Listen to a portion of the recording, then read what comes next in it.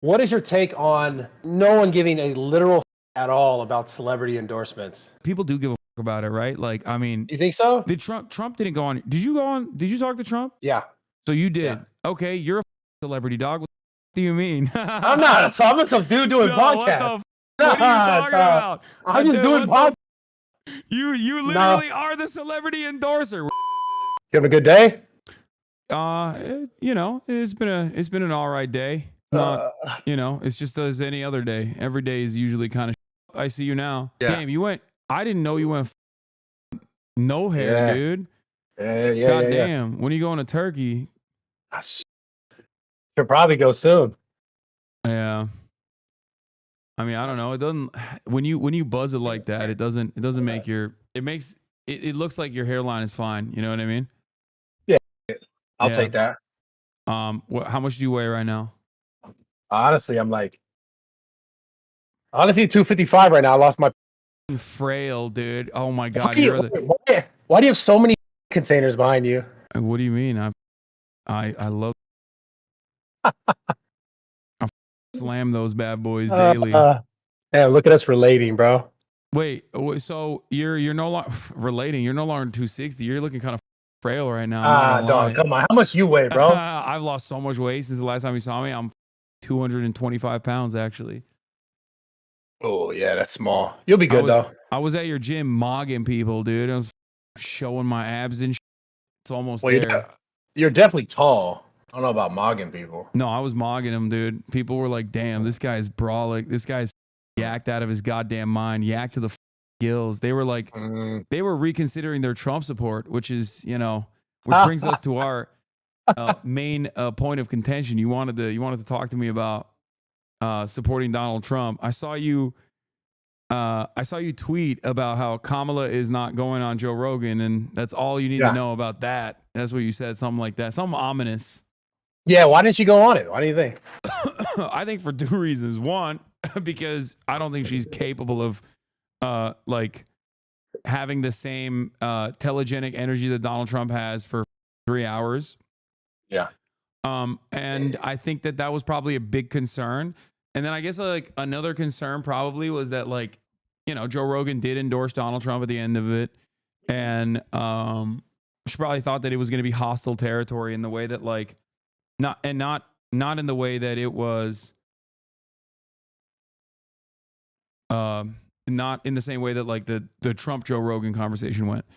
You don't think he would ask her objective enough questions? You thought he would attack her? No, I'm not saying that. I'm saying that's the campaign's calculation. I think I said it over and over again. I think that like Kamala Harris, like Joe Rogan, I think is a chameleon in many respects. Like that's why he's a good interviewer. That's why people like him. Unless you touch on, and I say this as like a former massive Joe Rogan stan, right? I have his mug and everything. I met him in 2016. He probably doesn't remember. We had like a 3-hour conversation back when he was a TYT fan. But I think unless you broach 3 subjects, Joe Rogan is going to be very nice to you, right? You can't come at him and be like, I don't like weed. I don't with weed, because he's going to get all debate mode on you if you say something like that. Or COVID, right? Those are like the 2 major things, or I guess like trans women in sports too. Like those are the 3 things. Outside of those 3 things, you can talk to Joe Rogan about anything, and he's gonna be the nicest guy to you.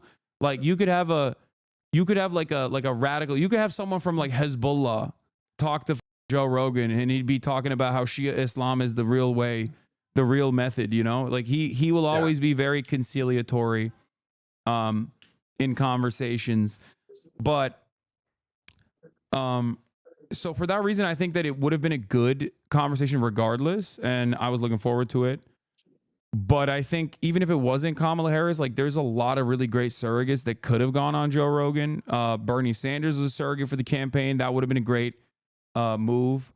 Tim Walz, Kamala Harris' vice president, is also fantastic. Like Joe would have loved Tim Walz. If Tim Walz went on Joe Rogan, I don't think he would have endorsed Donald Trump. Like, I'm not even kidding. Interesting.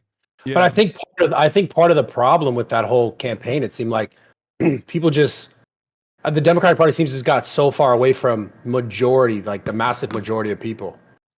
So like when you say that, I agree. You could have other people that could have went on the show, but it wouldn't have had the same effect to the people watching, thinking like, "Oh, this is just another iteration of why I don't buy into this person as the president." Because, like you even just said it, someone else better could have gone on and helped her case. But I think people are like, I don't know, like moving away from that in a sense of like, they want to hear from her. They want to know who she is, not just like what. For sure.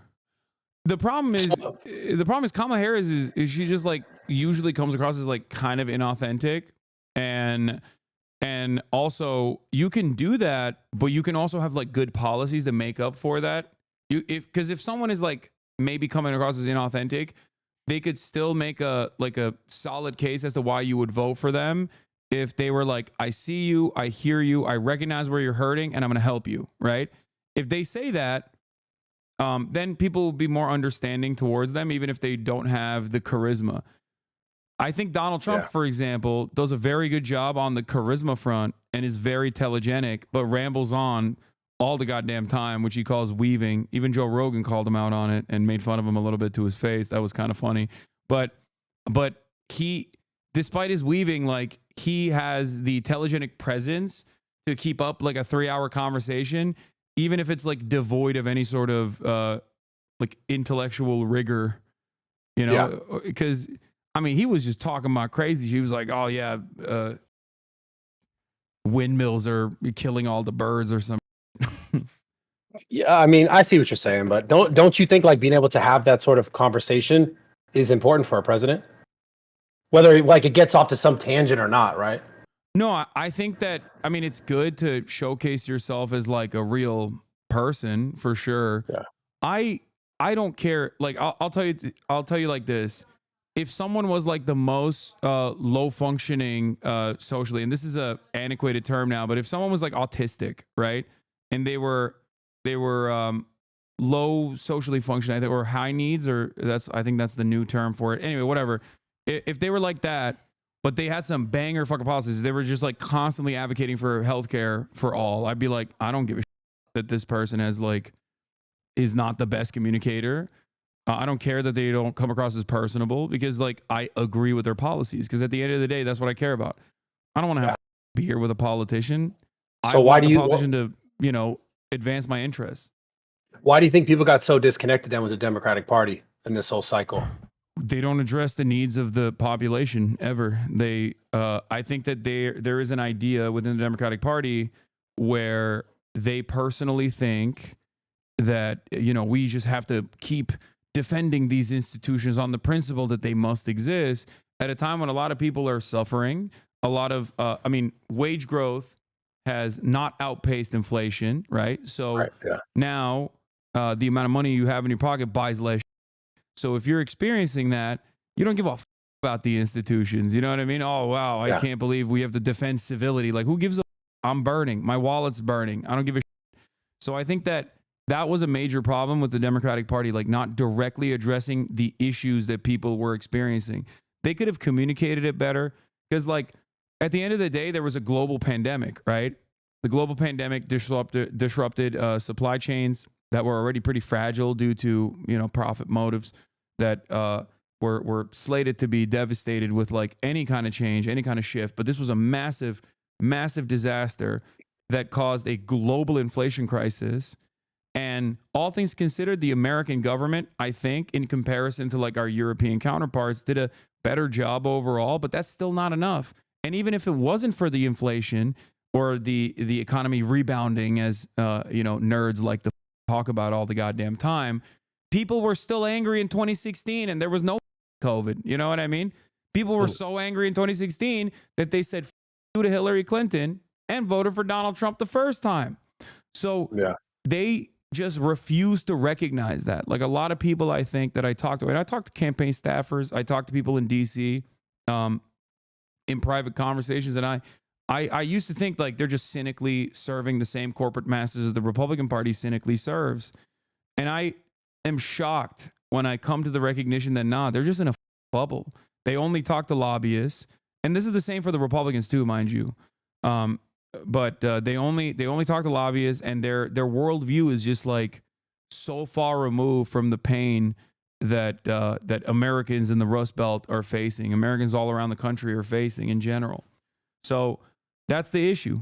There's a crisis in communication, and there's no interest in like addressing the underlying material harm that people are subjected to, and then they just panic and point the finger at blame at other people. They'll be like, "Oh, it's just." And so that's the thing that I notice the most, like trying to look at things objectively, because obviously I lean more right, but I try to watch as much content as I can. And it seemed like anytime I would try to watch something about Kamala, it was just about how Trump was just such a bad guy, and for whatever reason. To be fair, Trump is a bad guy. I do believe that. That's the other thing, right? I think Donald Trump is not a good person. I think he is a bad guy in like the most. Question though, do you think anyone is a good person in politics? Actually, I like Bernie. I don't agree with him all the time, but I still like him. I think. So do you think Kamala is a good? Do you think Kamala is a good person at her core? Do you, like I have this problem. I have this problem with the political spectrum in general. Or is like, at the end of the day, I don't think any of these people are like the best people on the planet. But I do think Trump spoke more directly to like most people's and like what majority of people were dealing with as far as heartache or like pain points. And I think they went towards that in a smart way. I just think like he spoke to the anger. He spoke to the anger and resentment that people felt, but he redirected that anger and resentment to not the appropriate vector, right? So the real problem is the economic circumstances that we exist under is very corrupt. That's it. It's just like pure corruption. I might call it capitalism, but the reality is just everyone is serving corporate masters, right? You go on MSNBC, CNN, or even Fox News, and they're representing certain interests, certain powerful corporations and their interests because they're buying millions of dollars of ads. They have a shit ton of PR people that go on there and speak on issues as though they are objective random people. And then you look at their background and you're like, God damn, like this motherfucker is literally a lobbyist for Raytheon. Of course he's talking about what kind of missile systems Ukraine needs to get because he's a lobbyist. Like he's not just a former general, that motherfucker a missile salesman, you know? And I think everybody does that to a certain degree. And ultimately, Americans' interests never get represented. One side, on the other hand, at least acknowledges that people are angry. The Republicans do. But then they say, you're not angry because we're spending all this money in wars overseas instead of fixing your goddamn potholes and making sure that you have better internet, making sure that, you know, there aren't 600,000 homeless people that are sleeping outside tonight, right? We're wasting all of our money on this shit. Instead of saying that, Republicans do what? They say, you know who's the problem? All these immigrants that are coming in. You know who's the problem? It's the Democratic Party. They care too much about trans people. Like the Democratic Party didn't even talk about trans people once this election cycle. It was just Trump that talked about trans people. He couldn't get it out of his goddamn mouth. He couldn't stop thinking about trans people. So ultimately, it's like the problem. Trans people, what are you talking about? Trans people in sports? The sports thing? Because everything. He's just like Kamala Harris wants to give bottom surgery to undocumented trans prisoners or something. And it's like, okay, that's like a normal medical procedure. You might not agree with it. It doesn't really matter. It's neither here nor there. You're at that point, you're cutting $10 million worth of ads in like Texas specifically to dunk on like eight migrant trans people, which I think is like so insane. Like who gives a dude? It's not like we're not transing the youth, right? It's like not a problem that harms or benefits any of us. And I think that they have a very good way of just like making you pay attention to certain shit. So you just never pay attention to who's actually robbing you blind.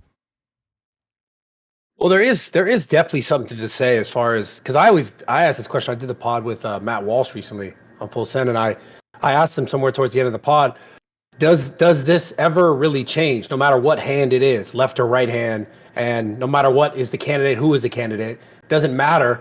Does the United States ever really ultimately change? Because it seems like we're talking about an overarching thing that is just innate in humans, which is like a sense of greed and wanting more for themselves versus another person. Because like, are we ever going to make humans not want more than the next person, so much more that they're willing to do whatever it takes, whether it's start a war or be involved in a war or to fund a war. Do you ever think we actually avoid being in that case, or is that just too ingrained in what the United States has become as far as I don't power? think it's in our DNA just as much as like it's assuming that selfishness and greed is inherent to human nature is especially under the current order of business is forgetting that like so much of mankind existed without capitalism, but beyond that, right now there is still so much peer-to-peer collaboration that we just take for granted.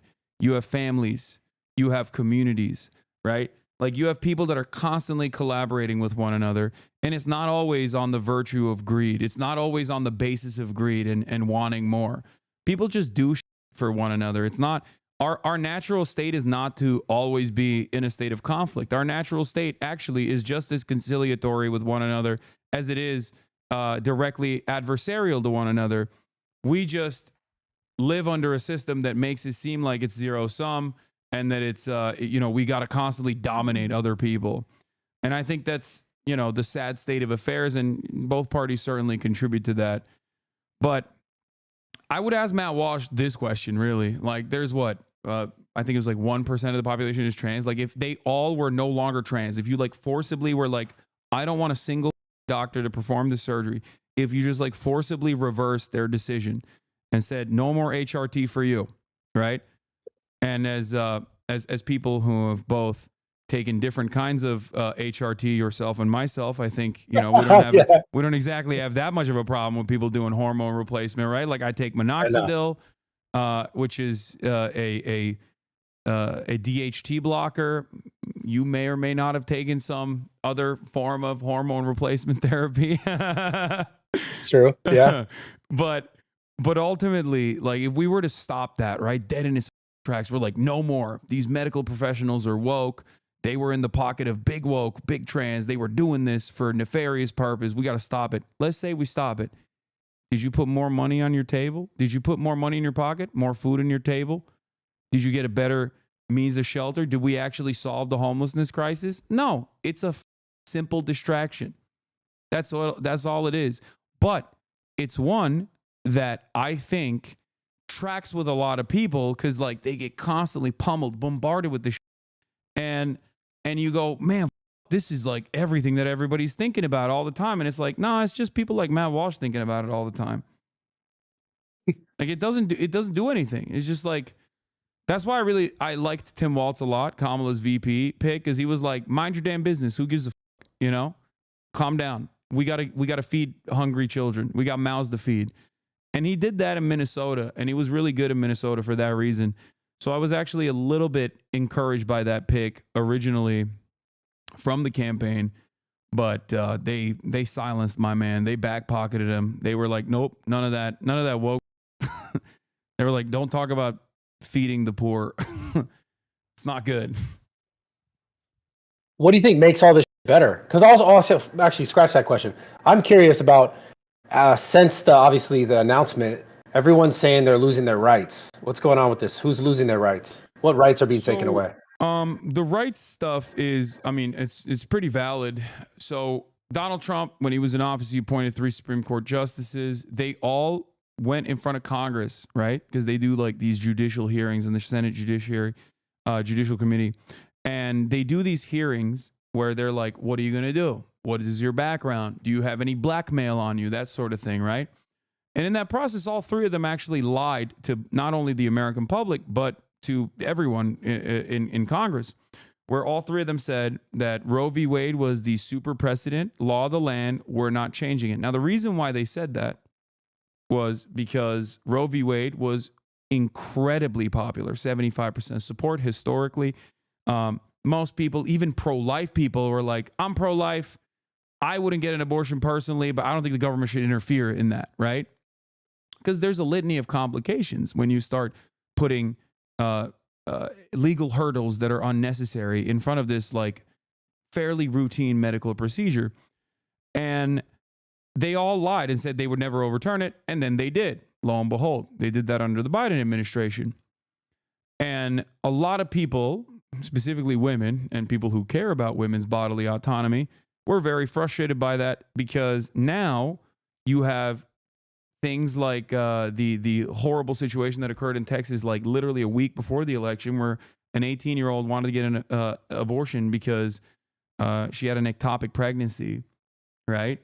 What is that? And an ectopic pregnancy is basically when the baby's dead, like the fetus is dead, it's non-viable, and it's like dying inside of you, so it's like poisoning your blood, and you die if you don't get a medical abortion in that situation. You just die, right? This person had to go to two emergency rooms, and it was far too late by the time she got to the third, where someone was like, all right, we'll do it, like we'll do the ectopic, we'll do the abortion for you, and she died.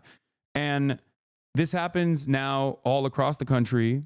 These needless deaths are happening all across the country because doctors are terrified of criminal prosecution. Like, these states are openly saying that if a doctor gives an abortion to a person, then they might be criminally charged with facilitating a murder.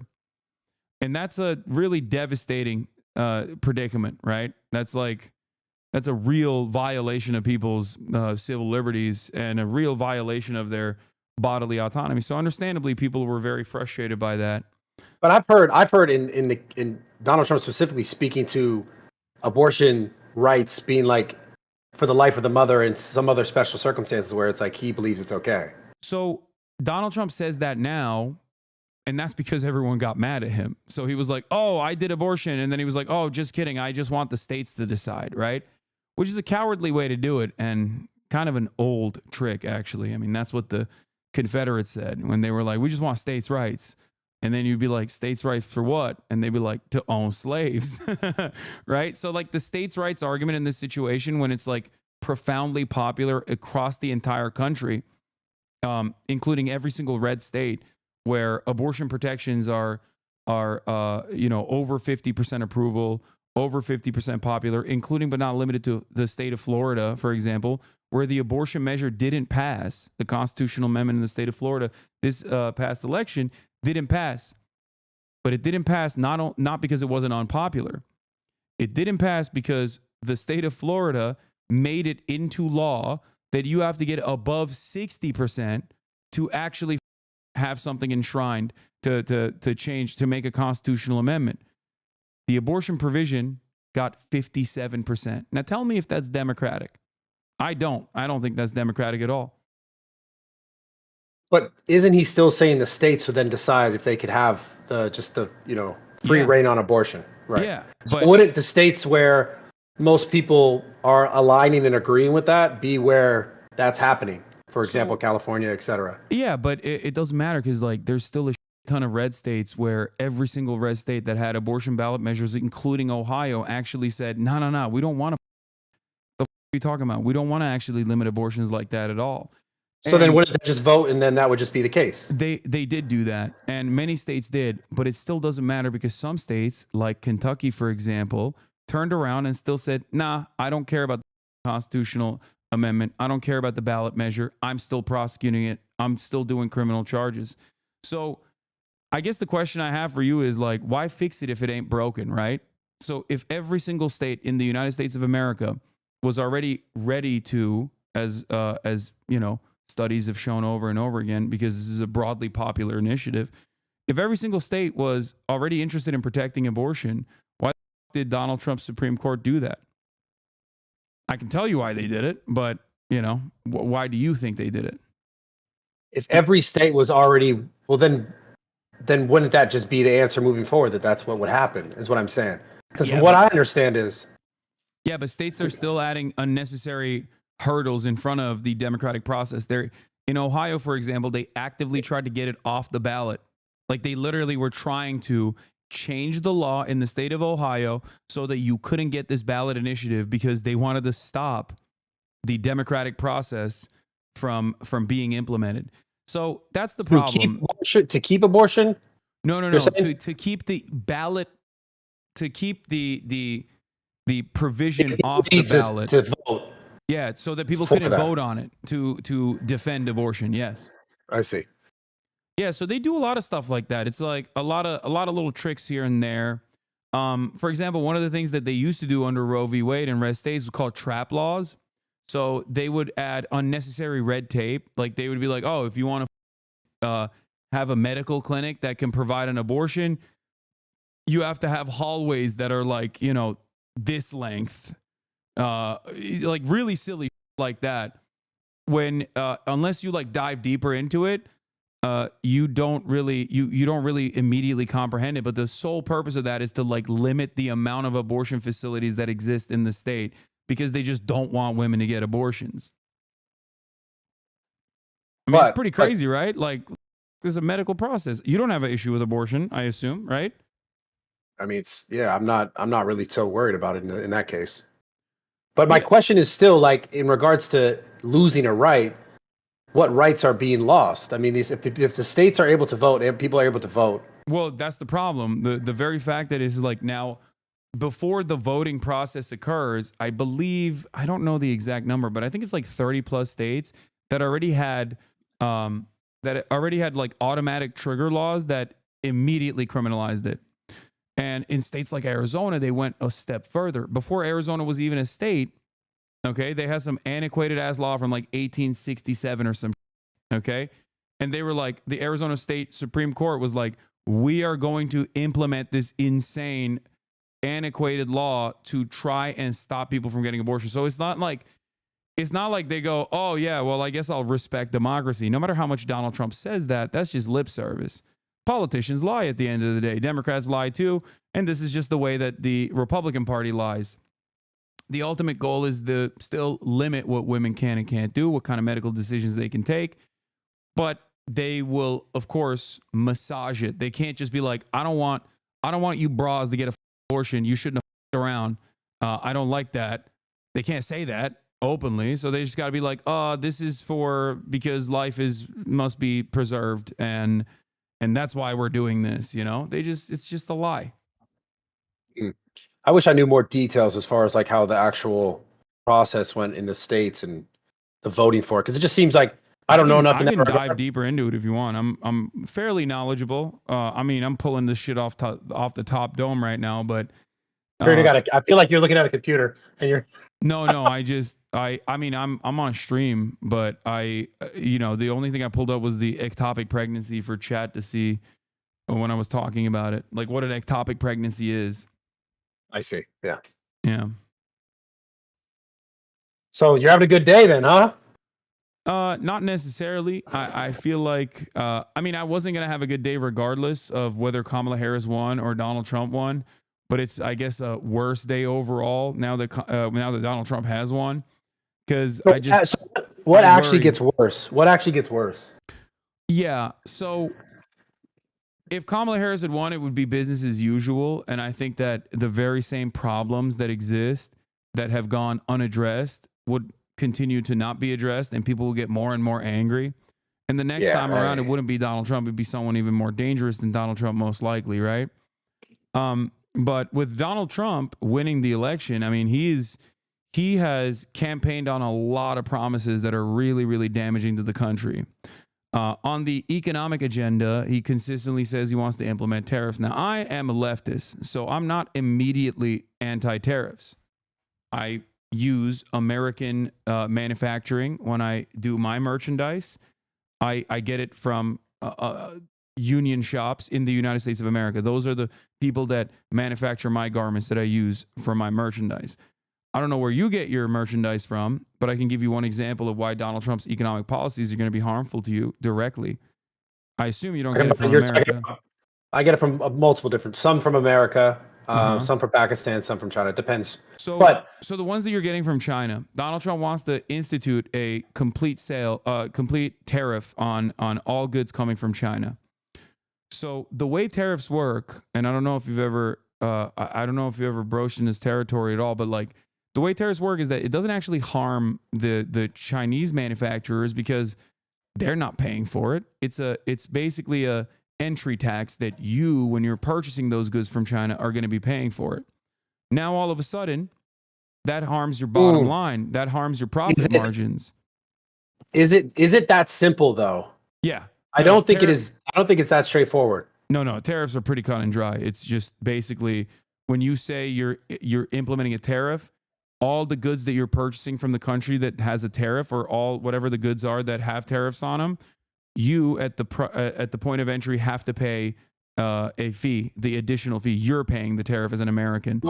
So you don't think that there is then any need or competition that could be created in this scenario where, let's say, for example, now because as a business buying products overseas, it's too expensive, so I don't buy it there. You don't think there's any sort of initiative for example, China, right? For China to compete in a manufacturing area, which is the world, and mainly sending products to the United States. You don't think there's any initiative for the Chinese government to subsidize those companies so that they are able to continue business here overall? No, they haven't done that. They usually just institute a trade war. They did this with soybeans, where they were like, "Oh yeah, you're slapping tariffs on steel that is coming from China. Okay, we're doing it on." Like, it just basically kickstarts the process of trade wars. Now, what is supposed to happen, what tariffs are for, is trade protectionism. So, like, that's the reason why I said I'm not immediately anti-tariff, right? Let's say you have a dormant manufacturing business or a sector that you actually have the raw material for here in the United States of America, but American manufacturers have decided that it's much cheaper to get it from China instead, okay? But you got all these jobs, you got all these facilities, and you got all this raw material that's ready to go, ready to rip, right? In that circumstance, it makes sense because your goal there is to shut off Chinese goods from being imported so that American manufacturing thrives. That means more American jobs, higher paying jobs overall. That'll still have an inflationary effect, certainly, because American manufacturing is going to be more costly. But overall, I think there is an economic benefit to that. Now, instituting a wholesale tariff, on the other hand, from all goods coming from China, when you have no competitive manufacturing industries that will make up for the additional lack of supply, is going to simply make it more costly for the people that are still going to get it from China, and then pay an additional tax to the government. Now, you're going to pay that tariff, and now you still want to maintain your profit margin. So what do? You carry that cost onto the consumer. If the price of the t-shirt when you're purchasing in bulk is like $10, but now you actually have to slap on an additional $5 back, like a kickback to the government, now your bottom line is going to be $15 a pop. So now what do? You raise the cost of the t-shirt by $5. You want to maintain the same profit margins. You still have people that you've hired. You still have salaries that you must pay. So all of a sudden, now for the consumer, that t-shirt is going to be, if it was $15 to begin with, that t-shirt is now going to be $20. That's a $5 increase. That's inflation. It's inflation just because they increase the price, but it's not inflation on people's money, their buying power. I guess it's because it costs that's more. Inflation is in the cost of this consumer good has gone up. It is inflated. What do you think a better way to do it is? And also too, I don't know enough about this tariff stuff to really speak on it, but I was under the impression that if a country is losing its ability to sell from a specific sort of industry, that it might try to be more competitive with that industry.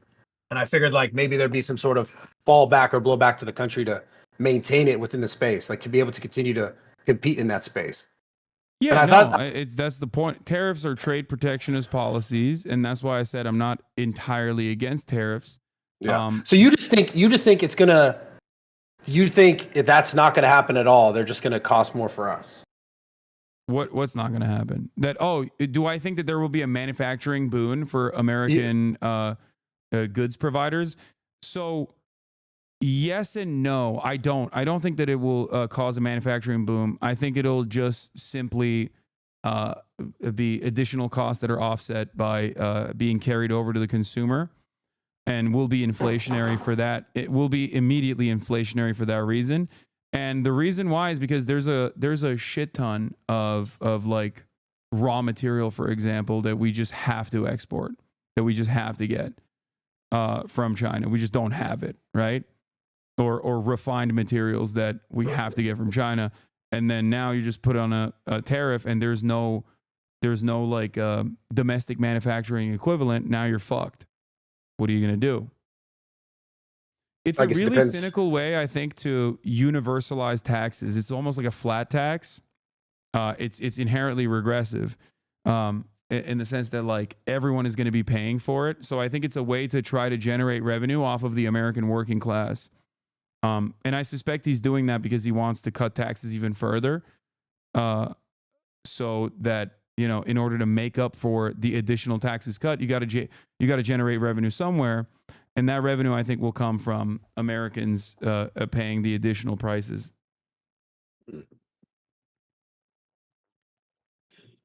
Man. It is a very tricky way to basically cut taxes for the rich and make the poor pay for it. It's a very how is it cutting taxes for the rich if rich have to pay? You got to pay more. Because the rich aren't paying because the rich don't pay for the tariffs. The rich pay for the tariffs and then they carry that cost over to the consumer. They're going to keep their profit margins the same. That's why I described the $10 t-shirt now as $15. But for the consumer, if the t-shirt was originally $15, now it's $20. So their profit margin remained the same, but people are paying more for it. Where do you think this actual money problem gets fixed? Not in regards to tariffs or the stuff we're speaking to now, but just with the government in general, and how like the inflation is really more so based on the printing of money and just the misuse of our fucking money. And do you think that ever actually changes? Like, because that's got to be like if we're talking about the thing that's causing the most inflation is like the printing of money. Obviously, what we're talking about now is like going to cause inflation on the consumer side. But overall, there's two different ways to combat inflation. You have monetary policy and you have fiscal policy. The problem is fiscal policy happens at the legislative level, and a big part of the deflationary mechanism on fiscal policy, monetary policy is just printing money, like you said, right? Fiscal policy, on the other hand, can be inflationary fiscal policy or deflationary fiscal policy.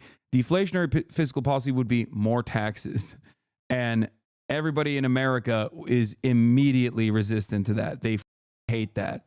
So, and besides that, Congress is always gridlocked. Republicans operate on an obstructionist policy, and they don't even get punished for stopping certain bills from passing. So, and then even lie about bills that they actually never voted for when, like the IRA or whatever, they openly were antagonistic to the IRA, the Inflation Reduction Act, and then that actually secured some funding for their constituencies. So they went back to their constituencies with like, I brought this money to you. They lied.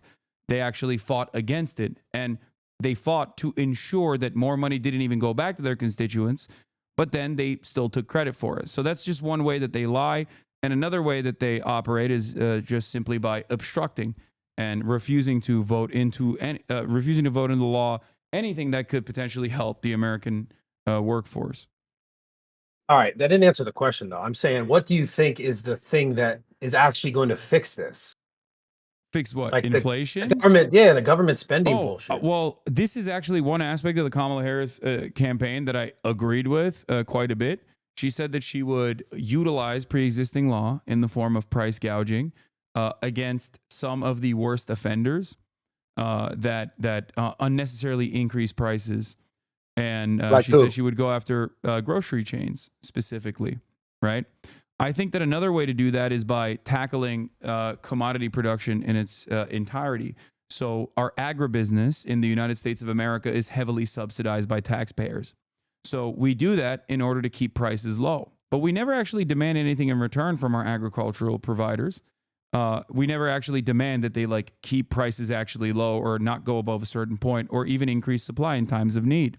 So I think that the American government is giving billions of dollars to these corporations. They might as well demand something in return, which would be to lower prices. Why doesn't that happen?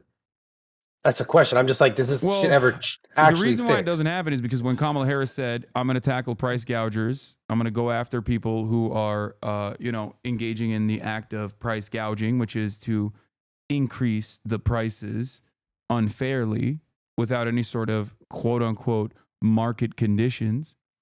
That's a really difficult subject to broach in general. Like, how do you regulate that? But that's besides the point. Just simply saying you're going to do that is good because the fear of that will cause companies to lower their prices and maybe eat away at their profit margins a little bit, which is a good thing. They should do that.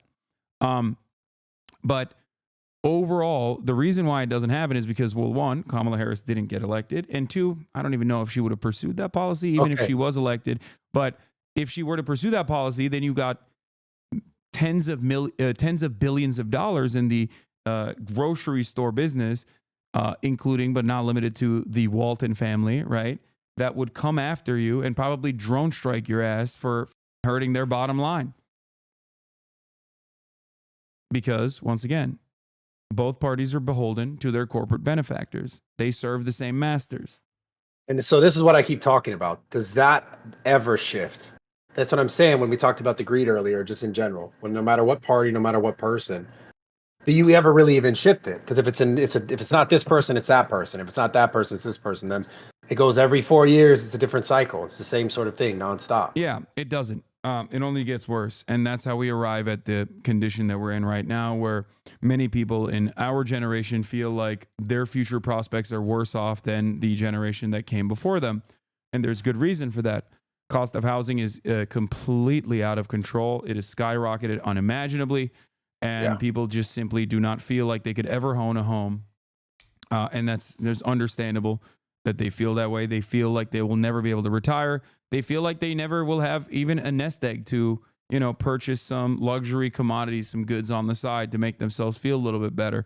So, that is the reason why people are struggling right now. That is the reason why people are very angry. Does it get you excited at all that Elon Musk is in the office? Or you absolutely hate him? I don't like Elon Musk at all because really?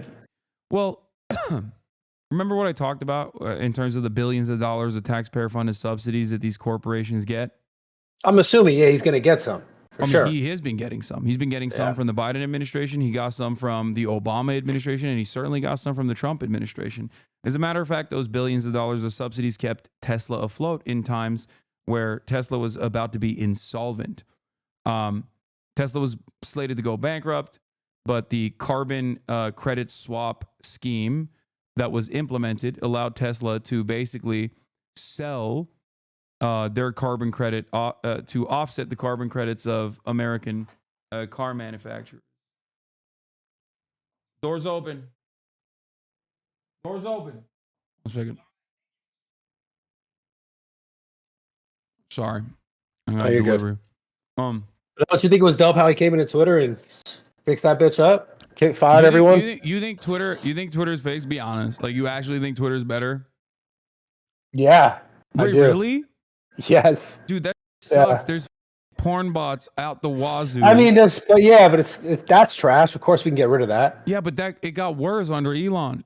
Porn bots out the wazoo. There's constantly every other damn week there's another guy who's like white supremacy defender 1488 says black people are like animals, and then it got like it's like 100,000 likes. I'm like, who the believes this? Like, what an insane thing that people are just like openly saying.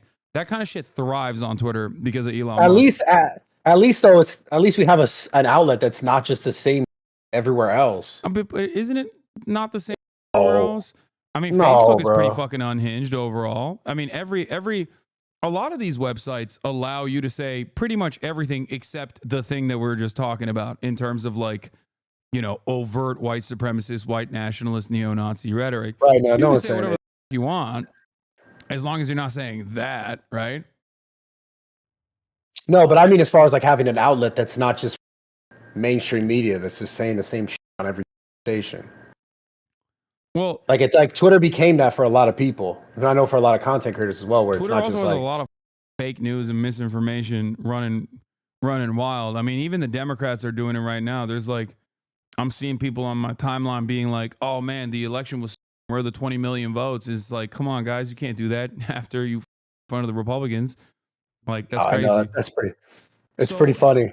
But again, misinformation spreads pretty crazy on Twitter, and I feel like that's a separate crisis that we haven't really addressed. Like, we are goddamn illiterate in this nation. Okay. I guess I was trying to ask you, like, in regards to Elon Musk being involved in the actual government. He's made jokingly, but seriously about the government efficiency thing.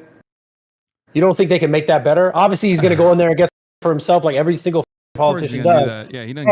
But He's a billionaire. at the same time, don't you think he's gonna?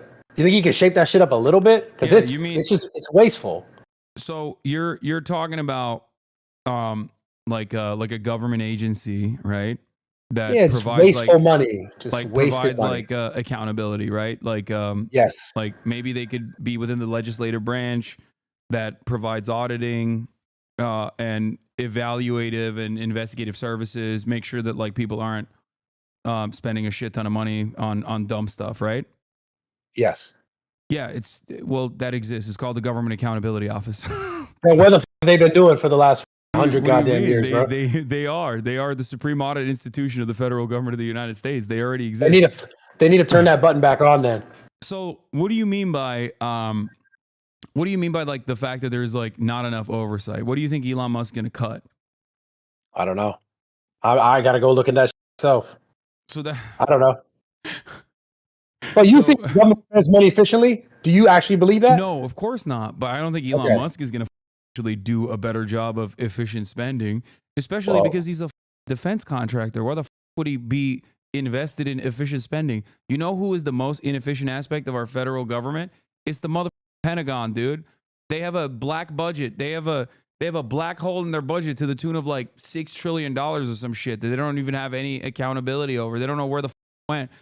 You know? I just don't know how they don't know where their money is, but they know where all my money is. Yeah. What's going on? Yeah, that's what I want to know. Of course. Of course. That's just how it works. That's the point. But what I'm trying to say is there's already a accountability office for this, and there's a ton of people that work there, you know, professionals that work there. I don't know how much better Elon Musk is going to be in that regard, especially when he is a beneficiary of billions of dollars of government subsidies. You know, I assume that he's just saying that because, you know, people like yourself who understandably want the government to spend these trillions of dollars more efficiently go, that sounds good to me. And you didn't even know that there was a government accountability office already that works every single day, ensuring that like the budget is spent in normal ways. But overall, I'm just using the example of Twitter, right? Like he fired half the people, right? And it still works fine. That's my point. It doesn't work fine. It's like I don't know, bro. Okay, you can't tell me Twitter works fine when like this dumb wanted to do a campaign reveal for Ron DeSantis and that bricked. Like I can have 300,000 people tune into me and give them live video and audio at the same damn time. And couldn't do that for Ron DeSantis campaign. He couldn't do that for Donald Trump. Like Twitter Spaces is so bricked. Yeah. I mean, come on. I think you like Elon. But Twitter as a whole is not bricked though. It certainly is. I love it. Twitter used to have normal trends. Now they don't have it. They have Grok, which is like a really horrible AI substitute for everything. Nothing works. Half the time, the trending tab is filled to the brim with like dumb. They'll be like, "Oh, Israel was hit by a nuke." Why are they saying that? Because people wrote it on Twitter, and then the dumbass AI picks it up and makes it seem like it's real news, and that's probably duping older people that are going on that platform. I can tell you're not a fan of Elon Musk. I'm gonna bring up RFK. What about RFK? Oh my God! As a person who is an experienced lifter such as yourself, if you are to tell me that you saw that motherfucker, didn't know who he was, you didn't know what his background was, you saw that motherfucker looking like a Costco hot dog that has been left out in the heat lamp for far too long, wearing blue jeans with no shirt on, bench pressing, incline bench pressing, like not even 135 pounds, you'd be like, get the fuck out of zoo culture, dog. You'd be like, no. Okay. No, what? Yes, 100%. Nah, you know bro. the video I'm talking about. Have you seen the video? He's a gym bro. What you mean? Yeah, bro, gym bro my ass. He was barely reps for 135. Nah, bro. That gym every day. That's disrespect, dog. Yeah. Another HRT recipient. That's disrespect, bro. Yeah, I know. Wait, send me the video. Shoot me the video. I want to see. That's up, bro. You're disrespecting the older guy. He's getting it in. Look at this. Hold on. I'm going to share this video with you real quick. Hold up. 1 second. Nah, that's disrespect, bro. That's crazy. One second. Hold on. Let me share the screen with you so you see it. Okay, here it is. Okay. Yeah, play that. Oh, it's a vibe. What you mean, blue jeans? My guy's getting it. Come on, dude. Look at the weight that he's putting up too. So? What you mean? That's not even 135 pounds. He has way more musculature to be able to rep way higher. And I feel like, I mean, I guess his grip is like kind of tight. Like he's not doing like a normal grip. It's a close grip. What you mean? He's doing a close grip incline press. But this garb, if you saw a dude roll up into your gym, honest to God, you don't know who the they are, and they're just wearing blue jeans with a belt, no shirt, you'd be like, what the are you doing? What? Come on, Bradley. That mother got it, bro. I'd be like, damn, he's for real. He can't even hit the last couple of reps. He's like dying. Come on. Nah, I respect it, bro. He's trying. He's older. He's in his element. Look, he got his. Bro, I love jeans. I'm wearing jeans tomorrow now, just because you said that. I'm wearing jeans tomorrow. Yeah, no shirt, no belt. You're gonna pull RFK Jr. You're gonna. But that though. All that. Like, do you not like the things that he speaks about it? Like as far as the health? No, I think he's a loony. Like he's crazy. So the thing is, this is like the Andrew Tate, right? Like Andrew Tate will be like, go out and work out and you'll be better. But then he also says like 18 other things that are like insane. And then people go, oh, why don't you like Andrew Tate? He says you better yourself and work out. It's like, I say that too. It doesn't matter. RFK Jr. will say a number of good things like we got to fix our food, right? He'll be like, oh, we got to make sure that our food is healthier, right? And then he turns around and he's like, and also I'm anti-medicine. And I'm like, okay, well, you lost me. Wait. So you don't think there's merit in the fact that he wants to like actually sort of audit this pharmaceutical industry and like, you don't think there's merit to that? Brother, did you not hear what I said? There's merit to Andrew Tate saying you should work out. But like, yeah, but are we more concerned with what this guy's wearing and than what he's actually talking about doing? The wearing stuff is just a meme. That's a joke. But in terms of like what the values that he believes and the things that he says, I think that while there are some good aspects of the things that he communicates, like the other day he said, Fruit Loops in America have like 2 ingredients. In America, they have like 16 ingredients. In Canada, they have 2. Why the f is that the case? I am going to deregulate the FDA. And I was like, okay, I had you in the first half. What the f do you mean deregulate the FDA? Like the entire point is in Canada, it only has 2 ingredients because of regulation, not deregulation. So he has the wrong solutions, even though he sometimes arrives at the right problem. Like he addresses the right problem, but then his solution is wrong. His solution is going to make more of that problem. So that's one of the...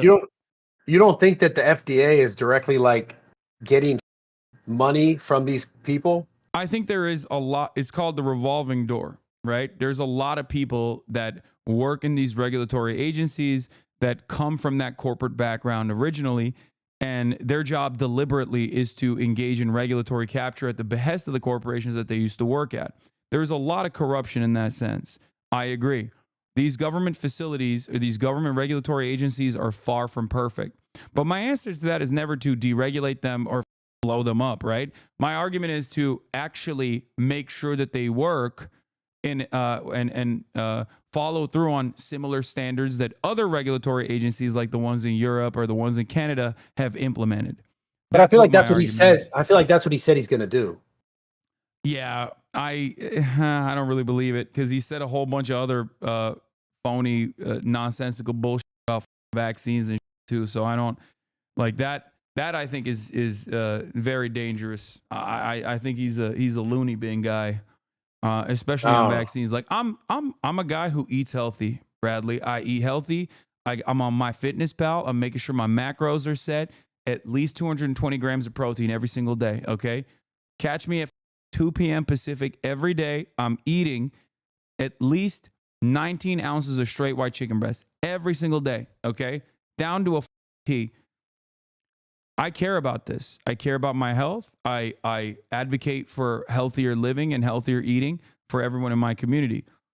I don't trust Robert F. Kennedy Jr.'s attitude on this matter, because I think a lot of the stuff that I've heard from him directly in terms of like how some medicine is poisoning us or whatever is really dangerous, is really scary. I don't believe that, like, while I do believe that there's corruption within the FDA, just like there is in all of our regulatory agencies, they do a whole lot of good that goes unnoticed. And it's not like the scientists that are working there that are in the pockets of corporations either. So I'm not. You don't believe you don't believe that stuff is happening? That like what stuff? You don't believe that there is an incentive for these companies and like for scientists or people who say, oh, this, like, for example, the food pyramid forever was like, eat a ton of grains. Grains aren't good for people. Oh, like the food pyramid shit is like outdated. Oh, for sure. But that's what I'm saying. Corn. Those are the same people. Those are the same. Or corn. The same people. Yeah, they're both. But I mean, yeah, it's like high fructose corn syrup. Like, we subsidized it heavily. It was a cheap alternative to cane sugar. And, you know, we couldn't maintain our sugar plantations in Cuba and shit. So we were just like, yeah, why don't we just go crazy on corn? Put it in the oil, put it in the goddamn foods. And that had what I'm saying is healthcare impacts in the United States of America.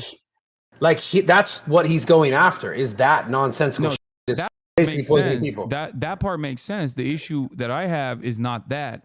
I don't really believe that he's going to be able to do that, because Donald Trump is Mr. McDonald's himself.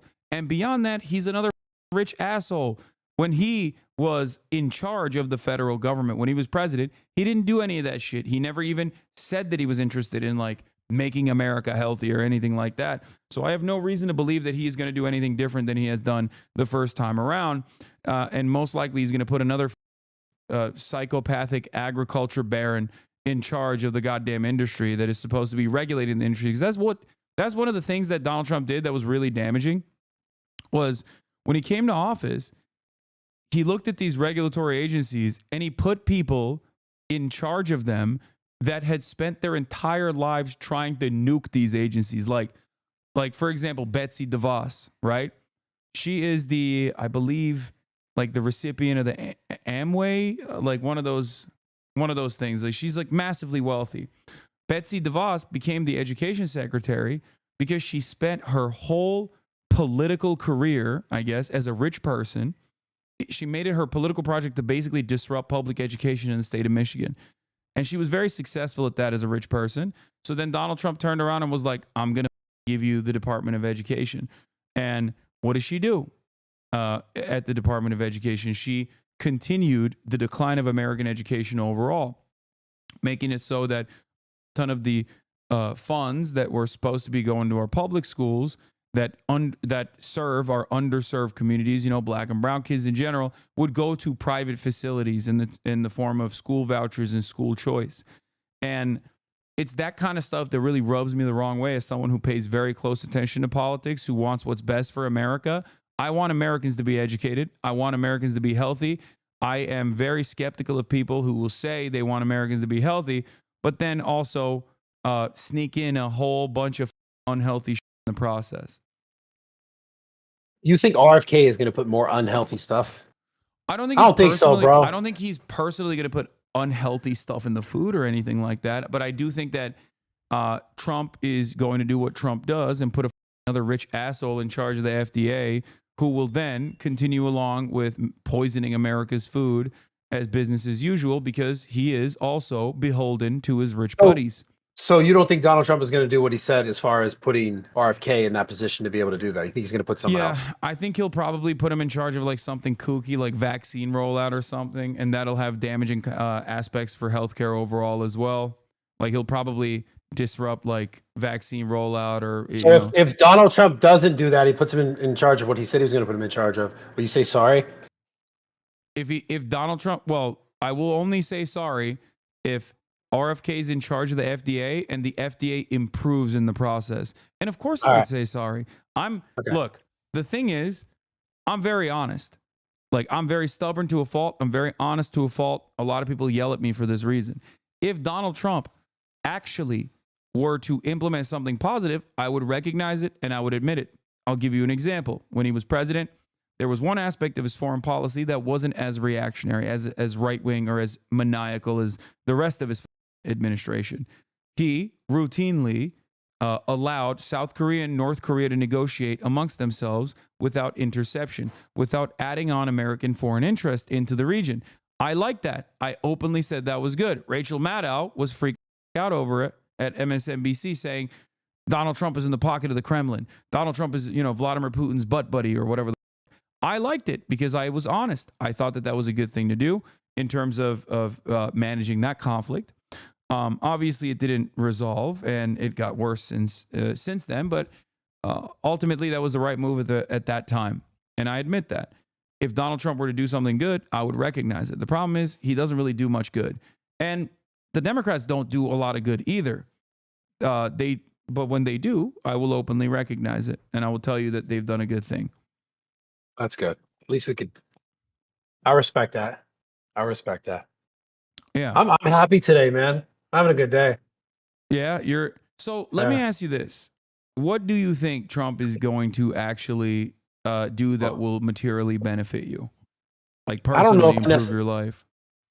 I don't know if I need a necessary personal benefit to my life. I think. What do you think he's going to do for the nation that's going to be good? Like, out of all the policies that he has talked about, out of all the things that he said he's going to do, what do you think? I think the biggest thing.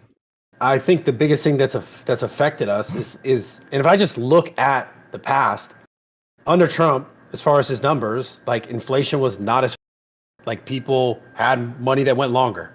So do you think inflationary shocks are like immediately, like, do you think that this is stuff that takes a long time to come and go, like the boom and bust cycle, or do you think that the president is like directly related?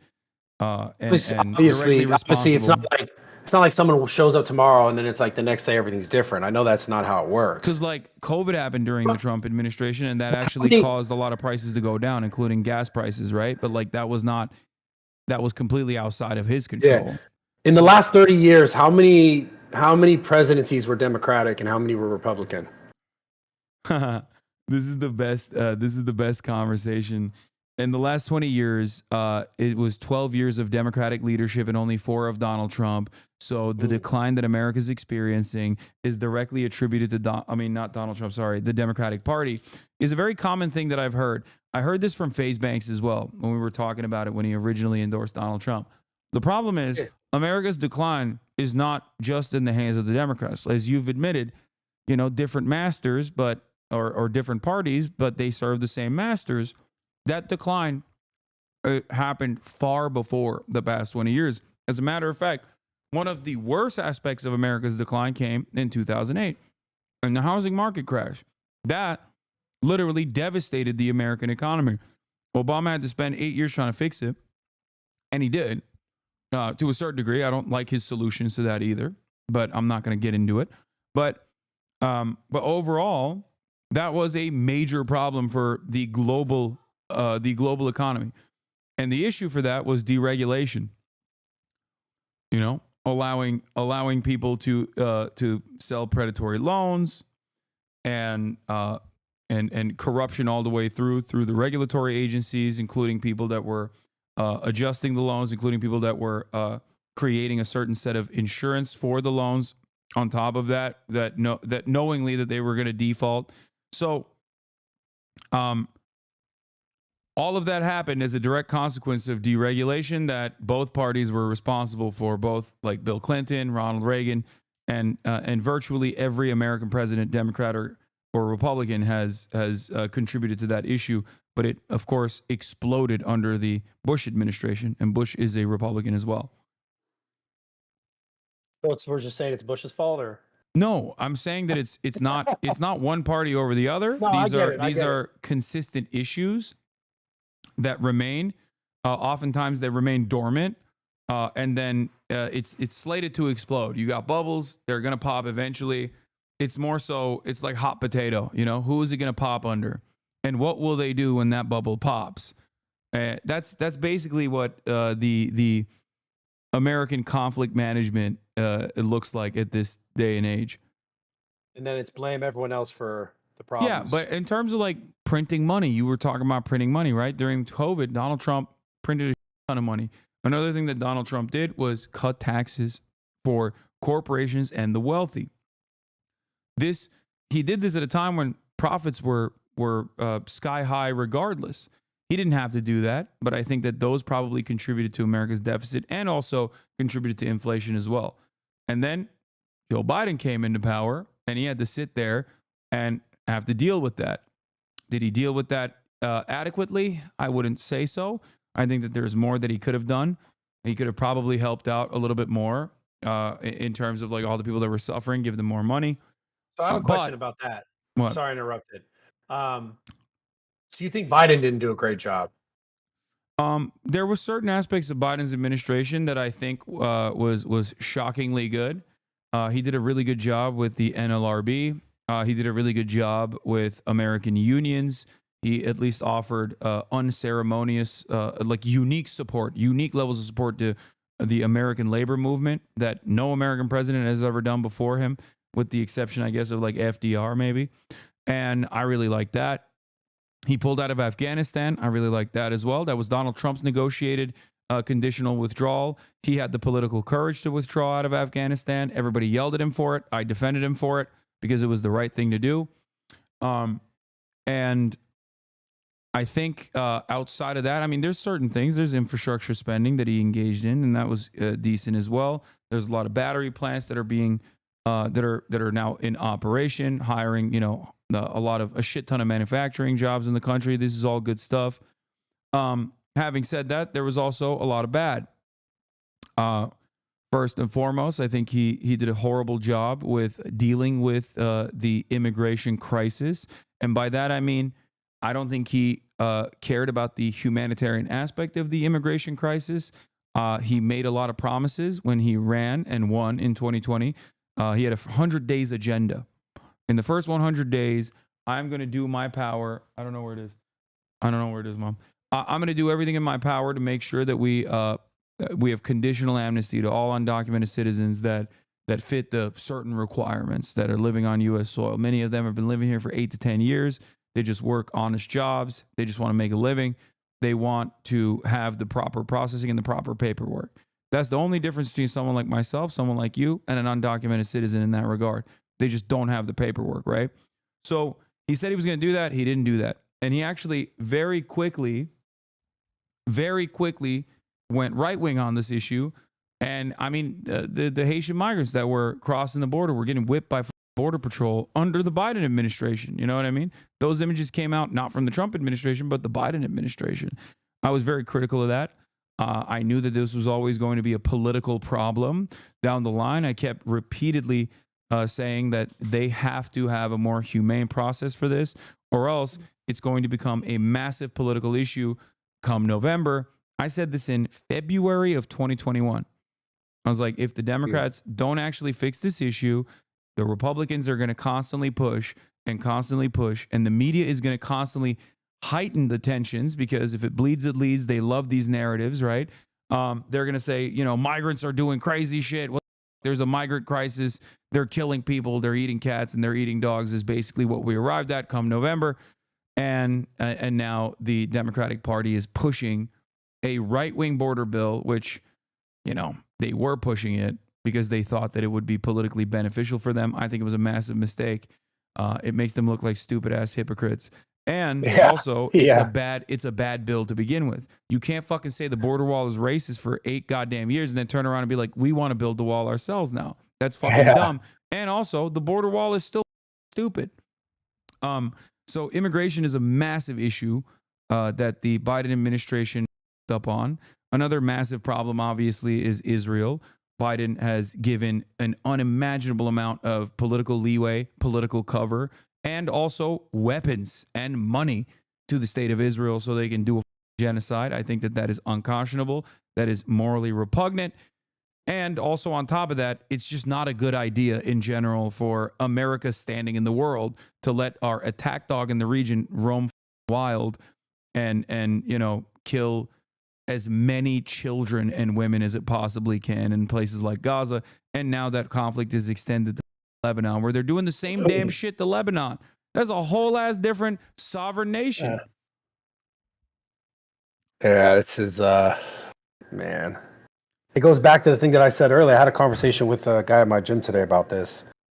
It's like does this stuff ever truly stop, or is it just ingrained in just the human nature? I don't think it's More. human nature. I think that, I mean, I'll tell you this much. I'm You're not right. saying that like it's right. Obviously, it's not right. It's not human nature to just kill someone.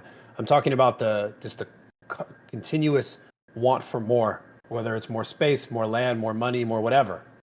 And I'm not saying space in specifically this situation as far as Israel and Gaza. I'm not Well, I mean, speaking to that's that at not the all. wrong assessment, though. It is space. They're Well, looking for living room. That's what they're looking fair, for. fair. But I'm just saying in general, like just the human nature of like more, more, more, because it seems like I don't truly feel like people in any place in the world, they just wake up and they're like, I want to go kill this other side or this other person.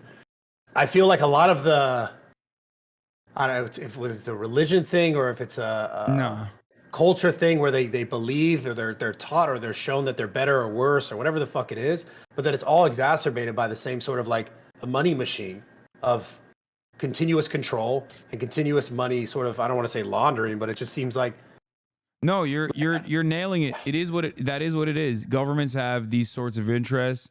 America has an interest in this resource rich region, the Middle East, right? I mean, we've directly meddled in the affairs. We've also directly invaded countries in the Middle East, right? But beyond that, Israel is like an American state and not like a state like Wyoming, like an important state. You know what I mean? Like we treat Israel like a unsinkable aircraft carrier with its own military capabilities, its own espionage facilities in a resource rich region that we basically let do whatever the wants to do in the region when when we want to up. That's the simplest way to put it.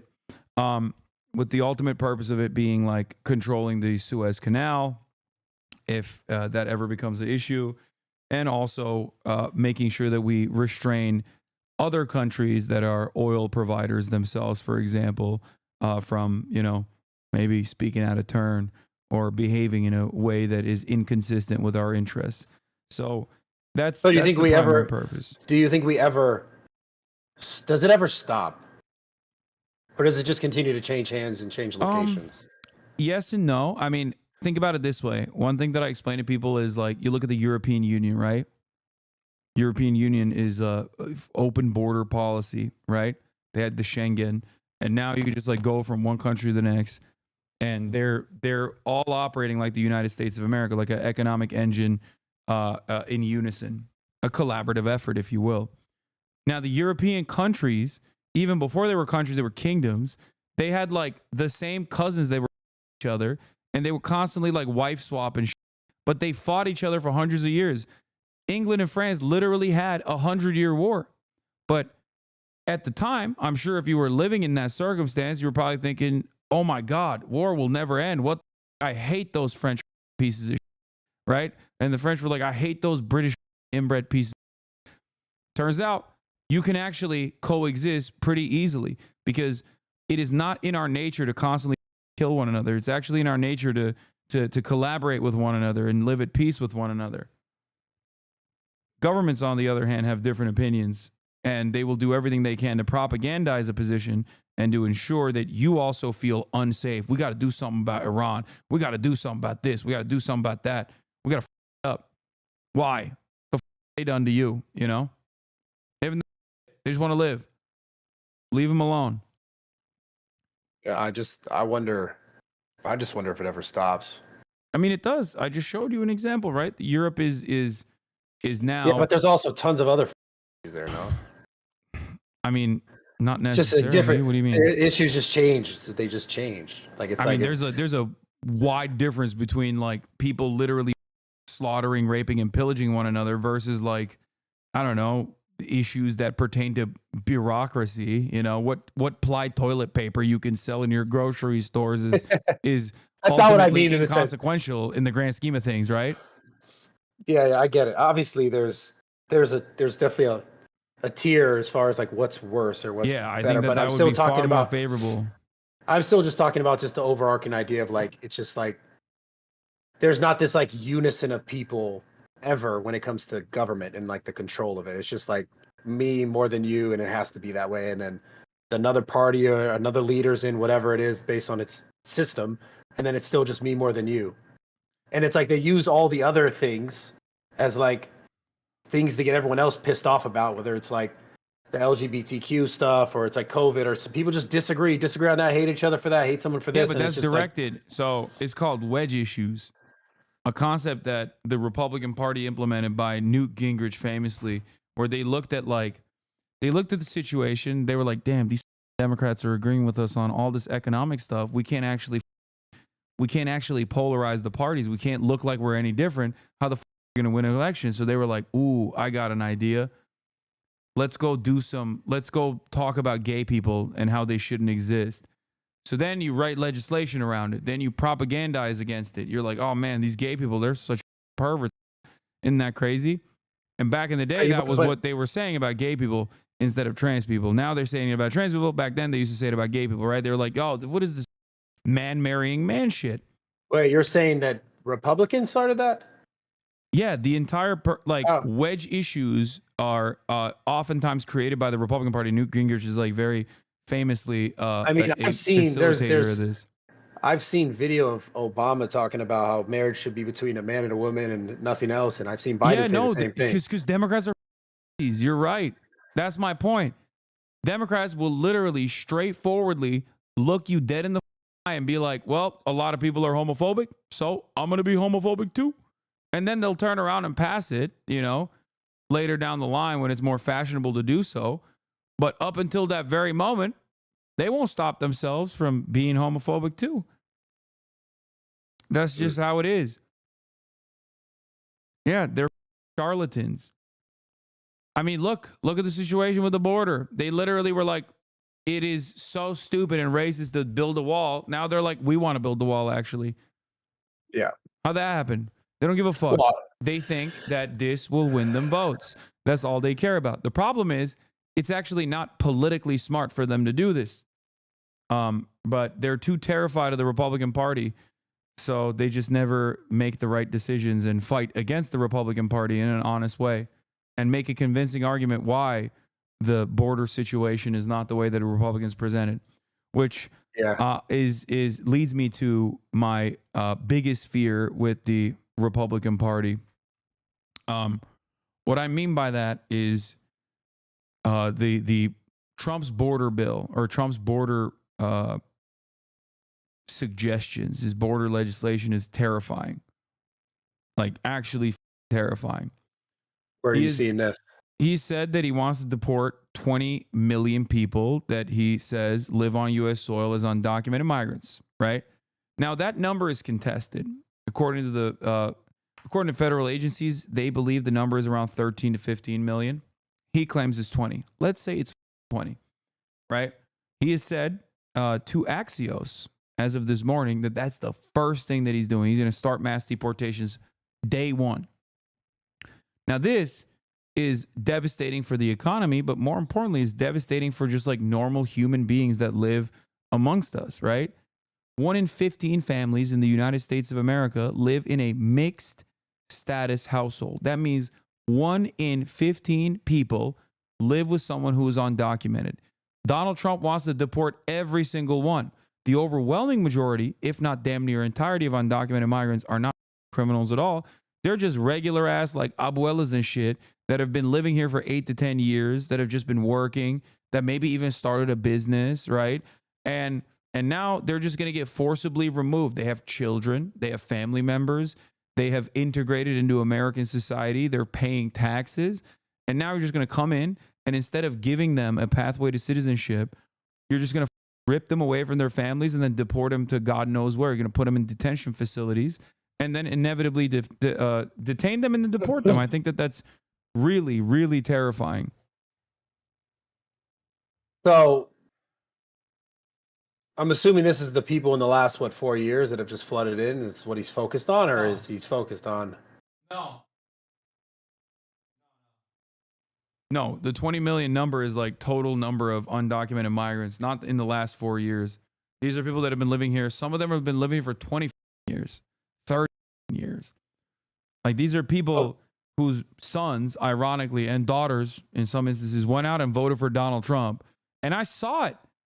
Like people would get interviewed on the line. They'd be like, okay, where are you from? And they'd be like, oh, my dad is undocumented. Who are you voting for? Donald Trump. They'd be like, okay, they're going to deport your dad. They'd be like, nah, my dad is one of the good ones. They're gonna deport the criminal undocumented. It's like, no, dumbass, they're gonna deport your dad too. I want to see how this actually shakes out because I was under the impression that as the people within the last 4 years, because it's been like millions and millions that add up to, I think, well over, I don't know, maybe add up to. No, we did not get 20 million new undocumented migrants in the last 4 years. That's insane. That's to the total number of undocumented citizens living on U.S. soil right now is not even 20 million. I think it's like 15 million. No. I assume Trump is using border apprehension numbers, like people who are crossing the border. A lot of those people might even be going back and forth between the border illegally, or people that wanted to come into the United States or had their process claims denied. Like he's using border apprehension numbers to suggest that there's a lot more undocumented migrants living here than it actually is. But ultimately, it doesn't really matter. Even if it was 20 million, it's not like they haven't done anything wrong. You know what I mean? They haven't up. They're not doing shit. But so then now this leads to the conversation about like, what about all the people who have done it the legal way, who've like taken the process to go through it? Yeah, Like, that's a fuck great all those question. people. So, Because where it's like, I get it. Like, I hear what you're saying, but I understand that. That's a very common thing that people say. Okay. I think that process should also be eased as well, dramatically. Because here's the thing. These people are coming into the United States of America not for some like nefarious purpose. They're coming to the United States of America illegally because the legal means are shut off, right? If you were to, let's say, procure certain kinds of medicine through legal avenues, like if you go to a doctor and doctor prescribe you TRT, you're going to do that, right? You're not going to have to go through illicit means. That is why I'm in favor of legalization. And it's the same principle for migrants coming in. If there is no negative consequence to migrants coming in and maybe even leaving the country whenever they see fit because they have the proper processing, the proper paperwork, then why should we support them? They're not doing nothing. And as a matter of fact, not only are they not doing anything negative, they actually have a tremendous amount of benefits for the American economy. They're paying taxes. They can't even take enough. They can't even take anything else from our social safety nets. They are contributing to the American culture. They're here. They're just working. That's all they're doing.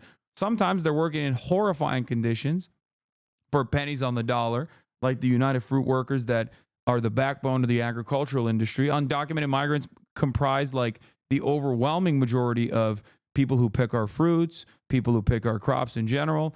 They play a massive role in the construction industry. I say we process these guys. I say we allow them to be American citizens. They're already contributing to the American economy in incredibly meaningful ways. I think it's the more humane approach. Now, if I were to present, are you versed on his actual approach? Like, has he explained explicitly exactly what he's going to do Yeah. with certain people? Yeah. Where is that at? He said every single undocumented migrant is getting deported. There's 20 million of them, and we're going to start day one.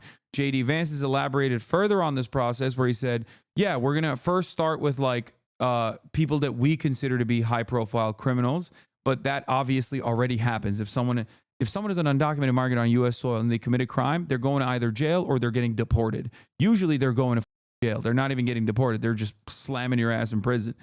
They're not letting people go when they're undocumented migrants that are doing crimes. So, it depends if you're in California or not. So no, come on.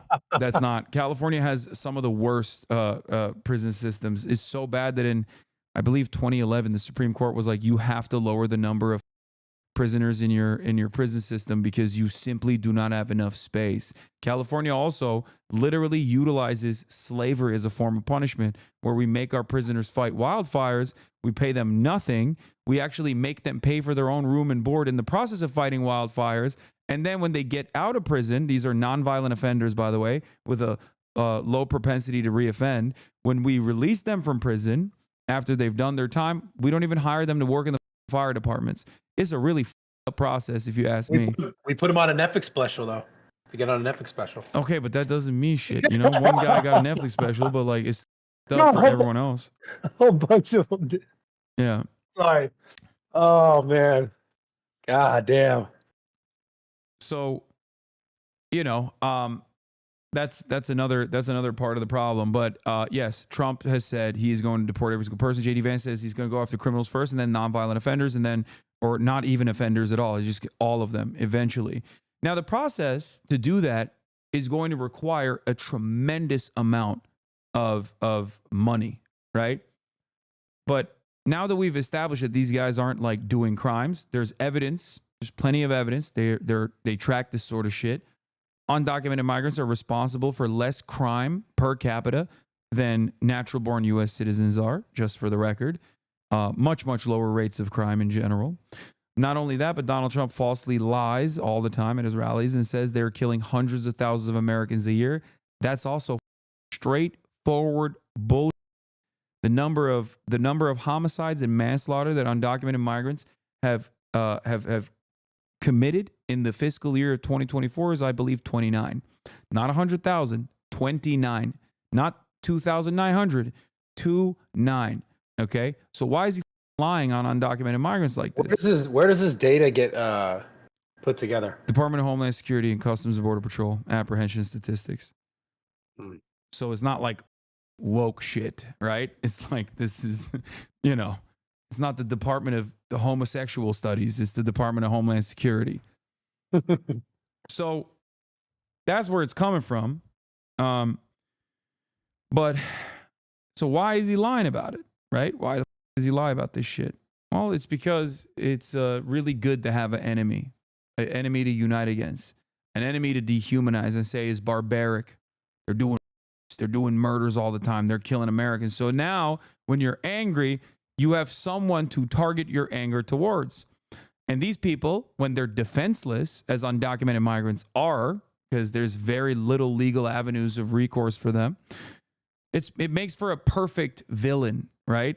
Because they're weak overall. There's no one defending them.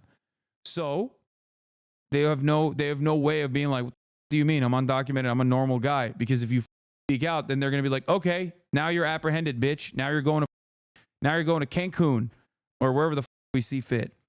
The other do you side, think there shouldn't be a wall? I think the wall is a stupid way to try and combat like drug trafficking or anything really. It's ineffective. It doesn't work. It's just a waste of money. It's just a symbolic gesture. It's red meat for a lot of people who are like, but walls happen. They are around my house, right? Like it doesn't work like that. Especially at a time when 52% of undocumented migrants that are coming into the United States are actually visa overstayers. So that means they got a visa. They came into the United States, like Elon Musk, actually, who is a illegal immigrant, by the way. They came into the United States and then they overstayed their visa. So that doesn't shut that off either. And beyond that point, border crossings are going to happen regardless of whether there's a wall there or not. And the wall is not really stopping anything. And on top of that, people already have to get to U.S. soil to seek asylum, which is a legal process. We call them illegal, but they're technically legal. It is our humanitarian obligation to process them. So you would have a U.S. with no border? No, I don't think that there should be no border whatsoever. I think we should know who's coming in and out in the same way that we figure out who's coming in and out by way of airports and shit, right? I ultimately believe that the process should be fair and the process should be easy. And then if you're like, I don't know, like a criminal master's or something, and you want to come over, we're going to be like, oh, no. But this is the thing, right? Is it fair if the people who have tried to do it legally are not, they're just getting overshadowed by people just walking right in? Well, I'll tell you this much, right? I'll tell you this much. I'm from a family of immigrants. I myself, I'm an anchor baby. My parents are Turkish. Is this a middle class family thing right now? No. I'm just telling you my situation. My family gave birth to me here on U.S. Soil, so I could have an American citizenship, but they weren't American citizens at the time. My mom has one now, but basically, for them, they went through the legal route, and I technically went through the legal route. You don't see me complaining. You don't see them ever complaining either. Most people that come in here legally understand how long that process takes. So they have a lot of sympathy for undocumented migrants who are escaping treacherous conditions back home that simply want a better life for themselves, as do we all. So I've never heard from like people who, I don't know, go through the legal route and be like, why don't you take 10 years out of your life and do it the legal way, you son of a... It's kind of like, imagine if there was like, imagine if there was like a medication for cancer, right? And then you got an alliance of like former cancer survivors that got together and were like, unfair, you can't take this cancer medication. We had to go through chemotherapy. That's what it would be like. It's just pure selfishness if they were to even advocate for that sort of thing. Wait. I'm saying that people who went through the process legally are oftentimes infinitely more sympathetic to the people that cross the border illegally. And the reason for that is because they understand how long it takes. So the goal is to streamline this process and make it more humane. You would not go through the border illegally. You wouldn't give your life savings to some dude that works with the cartel that's like trafficking humans over the border if you had a safe route, if you had a safe and legal way to get into the country. So the border restrictions that America has implemented in terms of like not processing people, not allowing them to come through legal measures, not allowing immigration from places like Mexico, Guatemala, and the like, is actually helping the cartel. It's very beneficial for the cartel. This is before we start talking about the war on drugs and also the unrestricted flow of weapons that we offer to the cartel in exchange for black market drugs that they ship into the United States, which leads me to my next point. Donald Trump says undocumented migrants are trafficking fentanyl, right? You've heard him say this. They're sending drugs into the country. That's what he says, right? These immigrants are. I've heard it. Yeah, so that's also a falsehood. You're telling me that drugs aren't coming over? No, drugs are coming over the border. They're coming over, according to the Department of Homeland Security's own data. Drugs are apprehended at the border at regular points of entry. They're not actually apprehended at irregular border crossings, but regular points of entry, as in people in cars that chop up the cars and load it with chemical compounds that are necessary for fentanyl production, or they're directly shipped from China in containers.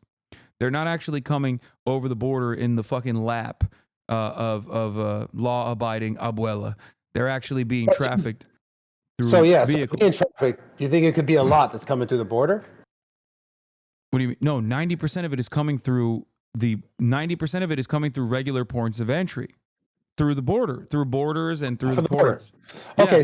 so hold on, but I got one more data point for you, and this might actually blow your mind. Are you ready for this? Okay, I'm ready. If I were to ask you what percentage of the people that are trafficking drugs are undocumented migrants, what would you say? What percentage of people who are trafficking drugs are undocumented over the border, migrants? Yeah.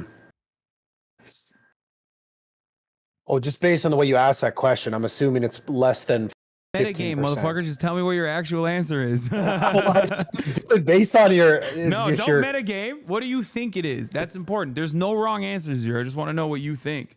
This is 8%. More important for me. 8%. Son of a bitch. Why would you... You said it low on purpose. Well, how was I right? No, you're right. It is. It is literally 8%. 8% is undocumented migrants. It's 8 to 10%. So 90%, 90+% of the drugs that are coming over the border are actually being trafficked by American citizens. This is not going to age well for me because of the drug dealer jokes and the fact that I knew exactly the number of smuggled drugs. It's just not ending well for me, this conversation. But of course I know that. Anyways, it's chats. I'm looking. That is awfully suspicious that you nailed that statistic. That was weird. Okay. Anyway, so listen. Okay, you said a lot of stuff, and it was beautiful. Well, eloquent, very eloquent. So, wouldn't we not have any of those issues if we just had an actual border? And then no, we do have an actual border. I'm saying that like they're coming through regular points of entry. Yeah, but let's just say a border where you can just walk through. You can just literally just walk through, like straight through. No, there's no. My point is not that like people could just cross this boundary willy-nilly like cattle. I'm not talking about that at all. I'm saying that people, if given the opportunity, would go through that process if it was as simple as just like showing up and getting an appointment and then walking through the border where you do get checked, right? So That's there we my go. point. We need a real border, and then we need a legitimate place where they pull up and they go, or 2 or 10 or 100 places where they go. Yeah, All even right, if I there want to wasn't a come wall, here. people would still go through the regular route, is what I'm trying to say. Because the Well, wall no, but doesn't that's stop. not true though. No, because the wall doesn't stop people from going through anyway. People still find a way to penetrate the wall. It doesn't even stop them. So that's my point. Sweet, But if you bro. gave a legal means, why the would anybody be like, nah, dog, I'm gonna actually literally go through the. I'm gonna sneak in because instead of just like going through the regular route. You know what I mean? Because drugs. Yeah, that doesn't stop. No, but that doesn't stop drug apprehensions either, because there's already constant surveillance on the border. That's my point. I don't have an issue with constant surveillance on the border for drug apprehension, but like that already exists. Does that make sense? Yeah, but there's still places on the border where people just drive through, like should have walked through. Yeah, It's no, I happening. know. And then there's also places where the wall exists, but then people still find a way to poke through it. But my point is, people would not cross through if the wall was just not existent, right? But there were points of entry that you had to go to. Like, even if there was no wall whatsoever, people would literally go to that point of entry to be like, okay, I'm here. I just want to walk into the United States of America legally. That's my point.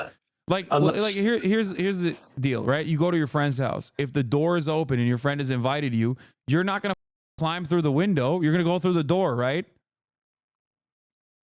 Unless I brought some drugs around the back and I wasn't trying to get caught by his mom. And I was like, yo, bro, like, come over here. You know what I'm saying? Like, okay, fair. Yo, see what I got here. That's the point. But we already established that the easiest way to traffic drugs is through through American citizens crossing the border in vehicles through regular points of entry. So they're not doing that right now, wall or not. I mean, I'm sure there's other methods. Like I think they do slingshotting, they do tunnels and stuff too. But like beyond that, wait, what's slingshotting? Like people just slingshot drugs over the border or drop it with drones and shit. No, you're saying they're like this? No, like I mean, I don't know what they use, like a trebuchet or something, but they have drones. They drop it with drones and shit. You're the drug dealer. You should know this better than me, bro. I don't know how they do it. I'm trying to figure out what you guys know about the business, you know? Yeah. You're testing my acumen. Yeah. Yeah. And the other aspect of drugs also is that like the measures to combat overdoses is actually another thing that the Biden administration actually successfully implemented, which was, like safe needle transfers, things of that nature, like looking at addiction, not as a criminal punishment, but instead as like an illness, like an addiction treatment. A focus is much better as well. So like if you want to mitigate, if you want to do harm mitigation, harm reduction, like there are things that we could do. We don't really implement it that well. The Biden administration did a decent job at it. They actually lowered the overdose numbers for the first time in U.S. history in the past couple of decades. So they didn't really promote it that much because they're stupid, but that is something that they did. So drugs being trafficked over the border are not the end all be all. If you want to like actually target how that problem starts to begin with, you got to combat the pharmaceutical industry, like the Sackler family that played a significant role. Yeah, played a significant role in like getting people addicted on opioids to begin with. Yeah, that shit's nuts, man. But that's why RFK. That's why RFK. Look at that. That's your guy. Yeah, I don't know what he's gonna do about the Sacklers, but let me tell you, I'd be way more receptive to his commentary if that is actually something that he targeted, but he has not. I've heard a lot more from vaccine creators or vaccines in general, and not a whole deal about opioids, the Sackler family, and making sure they rot in prison. I'm sure that would be a pretty solid campaign message if he genuinely was interested in doing that. Yo, change the topic a little bit. Were you view botting yesterday? Because your views were sick. I don't know if you know this, but we had an election. We had an election yesterday, Bradley. I don't know if you know that. It was kind of like my Super Bowl. No, I get it. That was dope, though. I was like, holy shit. I mean, I had 100K today, too, and then I got clapped. My stream effed. My Oh, stream, okay. my stream went Yeah. down, and then I had to restart it. So now we're sitting at 45. Damn, that's crazy. Because I tuned in. I was watching you know because I was streaming watching this shit. Obviously election night, and I was like, nah, this botting straight up. No. Yeah. I don't Yeah, think you can damn. bot on Twitch. I have Like, no idea. I don't think Twitch is. I mean, they do bot, like they do like those random, like Elon Musk is selling crypto type shit all the time, but like it would show if I was botting. Oh, because And they show like they do this thing, right? Like put like a caption around it. I don't know how they do it. I'm not entirely familiar. I'm too much of a boomer to know what that looks like. But Twitch already has like bot protection. They have a lot of safeguards around that sort of thing. And beyond that, like they shut down those accounts real quick. Like there's accounts sometimes that'll have like, it'll be like Elon Musk is selling crypto and it has like 45,000 live concurrent viewers. And you're like, what the fuck is this shit? And it's like very obvious. Or they'll post like, they'll do like restreams of iShow speed. Yeah. Yeah. But if shit gets better in the next like 2 years, are you gonna tell the truth, or are you gonna try to just continue to cuck for the Democratic side? I will absolutely tell the truth, 100%. But I don't foresee shit getting better at all. I hope so. Yeah. I hope that it gets better. I believe so. I want to believe. So I just know. I just know what happened last time Donald Trump was president. Shit did not get better.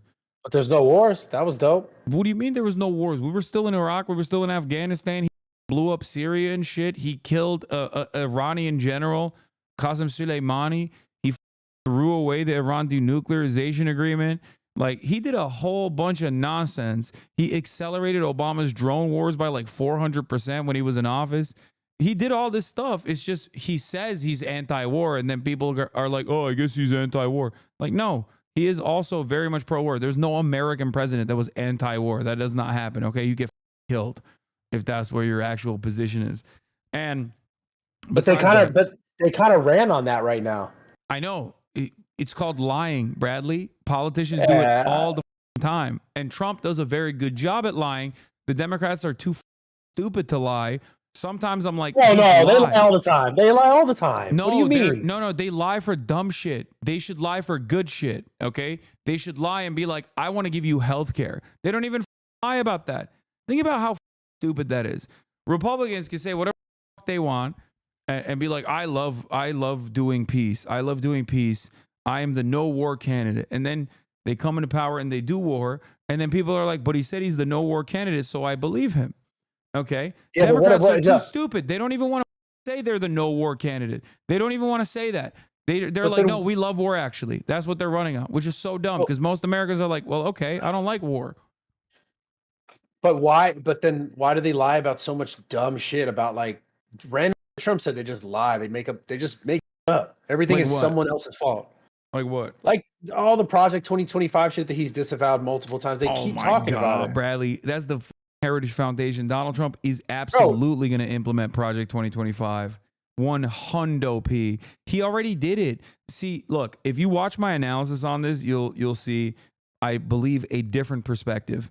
I am not like Project 2025 was something that a lot of people paid attention to. They were like, oh my God, I can't believe that's happening. That's really devastating. And I told everybody at the time, I was like, that's Project 2024. That's Project 2026. That's Project 2023. That's been implemented, and it was implemented under the Trump administration, and it was implemented far before the Trump administration as well. It's just a continuation of the Republican strategy to increase the level of influence that they have over the federal regulatory agencies. This has been a long-standing project, just like overturning Roe v. Wade was. That shit was set in motion 45 years ago when the Federalist Society was created. Like, that's not new. These guys have been at this for years and years. They're ideologically committed to doing this. So, you know, it sometimes it'll be 10 years when they can get that, when they can get it done. Sometimes it'll take 30 years. Sometimes, in the case of abortion, it took 45 years, if I'm not mistaken. But that's real. The Federalist Society is real. It's a real, it's a real institution. that now is responsible for half of the Supreme Court justices. They all came from the Federalist Society. Listen.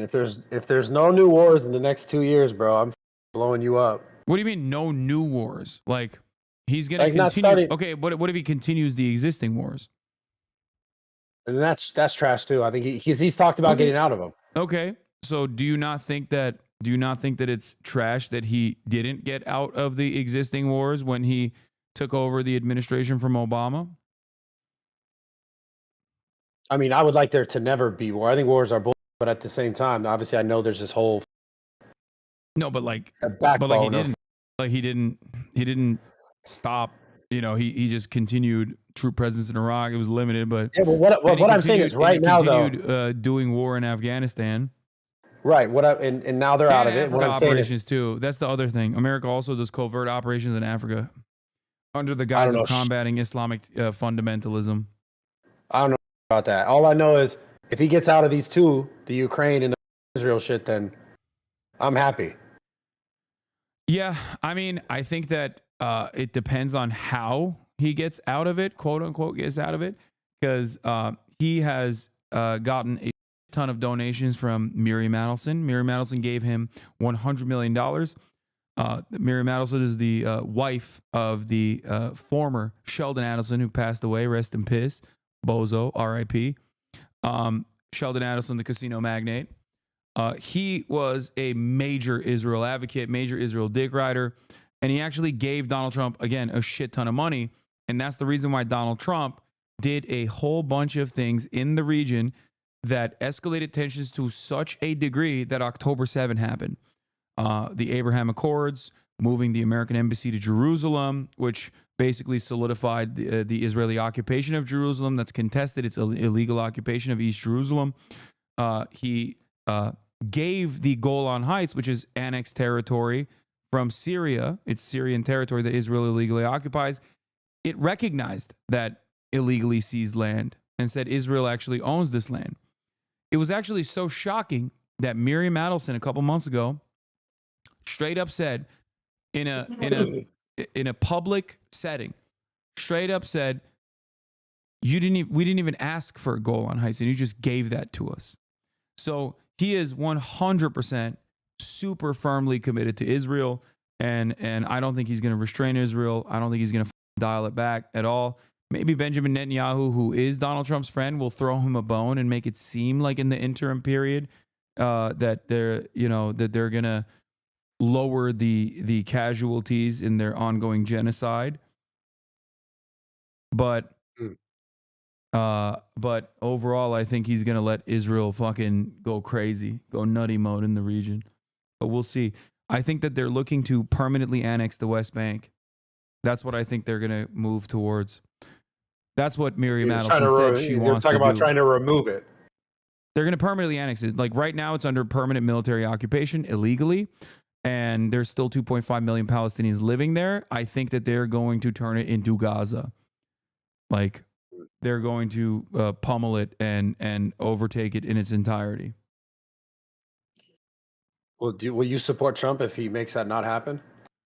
I would be, dude, I don't care who does it. If they stop this ongoing genocide, restrain Israel, deny weapons transfers to Israel, cause Israel to no longer be an apartheid regime, yeah, I don't give a fuck who does it.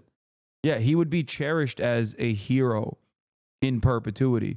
The problem is his financial benefactors don't want him to do that. They want him to annex the West Bank, increasing the stress and increasing the violence that the Palestinian population is subjected to.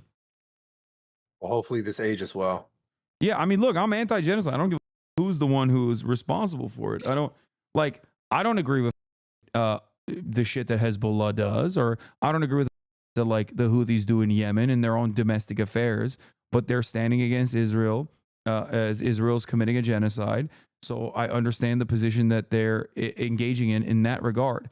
When they're defending Lebanon from Israel bombing Lebanon and killing children and women and shit and wiping out entire city blocks, then, well, that's a little bit more understandable of a position. I don't care who it is, as long as they can find a pathway towards peace, then yeah, I will be on board with that. Now, that's what a lot of the Arabs in Michigan thought as well, but I just don't think Trump is going to be doing that at all, especially when the Michigan Dearborn constituency is not giving him $100 million to stop the genocide, but Miriam Adelson is giving him $100 million to continue the genocide and to also annex the West Bank. Oh, Trump is a pretty simple guy, You give him a lot of money, he's going to listen to you. That's it. It's that simple. Well, most popular politician in Israel.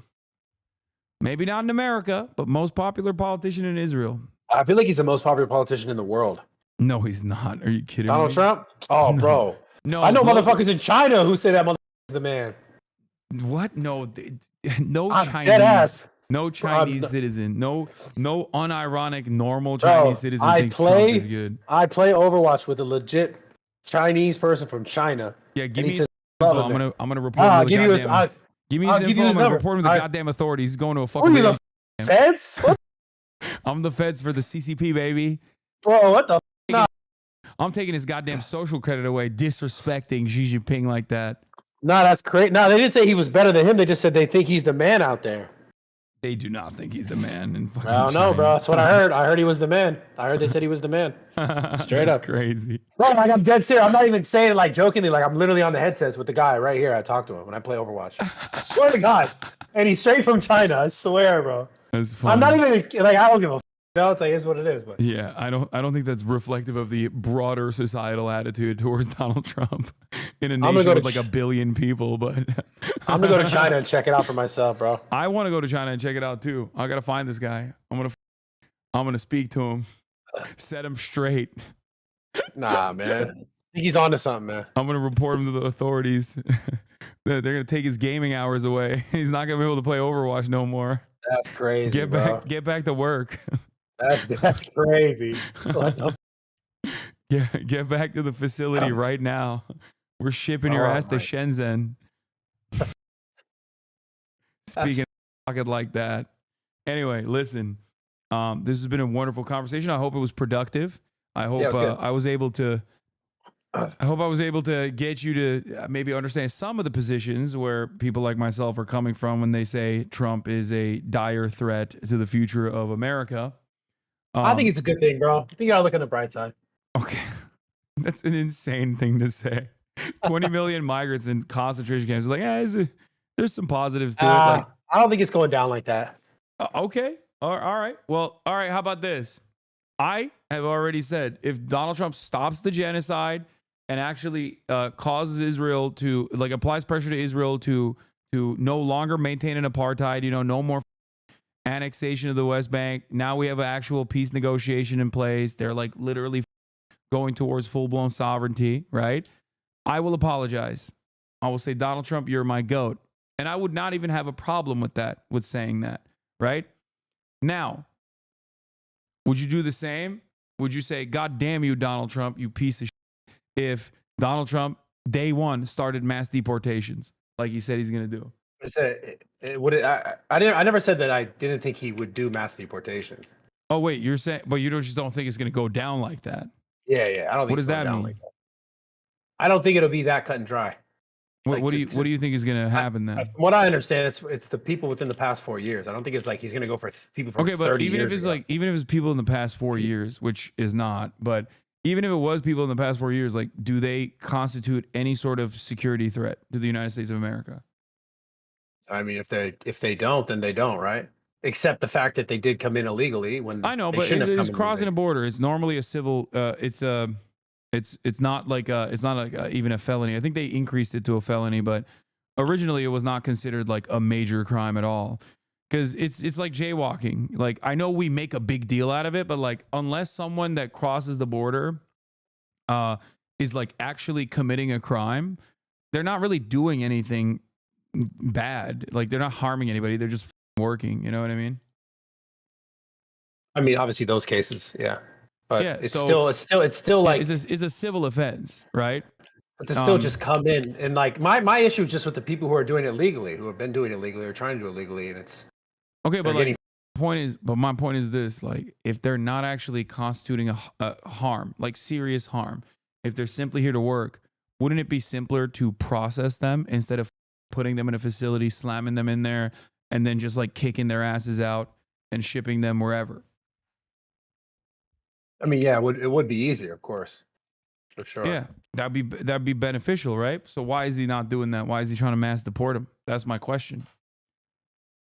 So that we have a semblance of a country can actually be a country with a border. Without, it's kind of just. Do you feel like what the fuck America's are we not a doing? country right now? I mean, I feel like for a while I was getting kooky for sure. Was he getting Still kinda kooky because of migrants? Like, it's getting kooky for the things that you and I both agree with, right? Cost of living is super high. There's Yeah. major crises, like in terms of housing market. People But can't it afford goes. people can't afford health care. Shit sucks. But like the undocumented immigrants didn't cause that. You know what I mean? They're just regular people. The only thing that they're missing is the proper paperwork. Right. But doesn't it go back to the shit where you were saying earlier, like there are some people within this population of undocumented that are committing crimes, no matter how Yeah, big it's or a small that number may insanely be. no, but that's an insanely minuscule percentage. That's not how you do. That's not how you write legislation, right? Like, if your house is on fire, you're probably not going to care about like the color of your curtains. So, or you're not going to care about a match that was lit in that moment, right?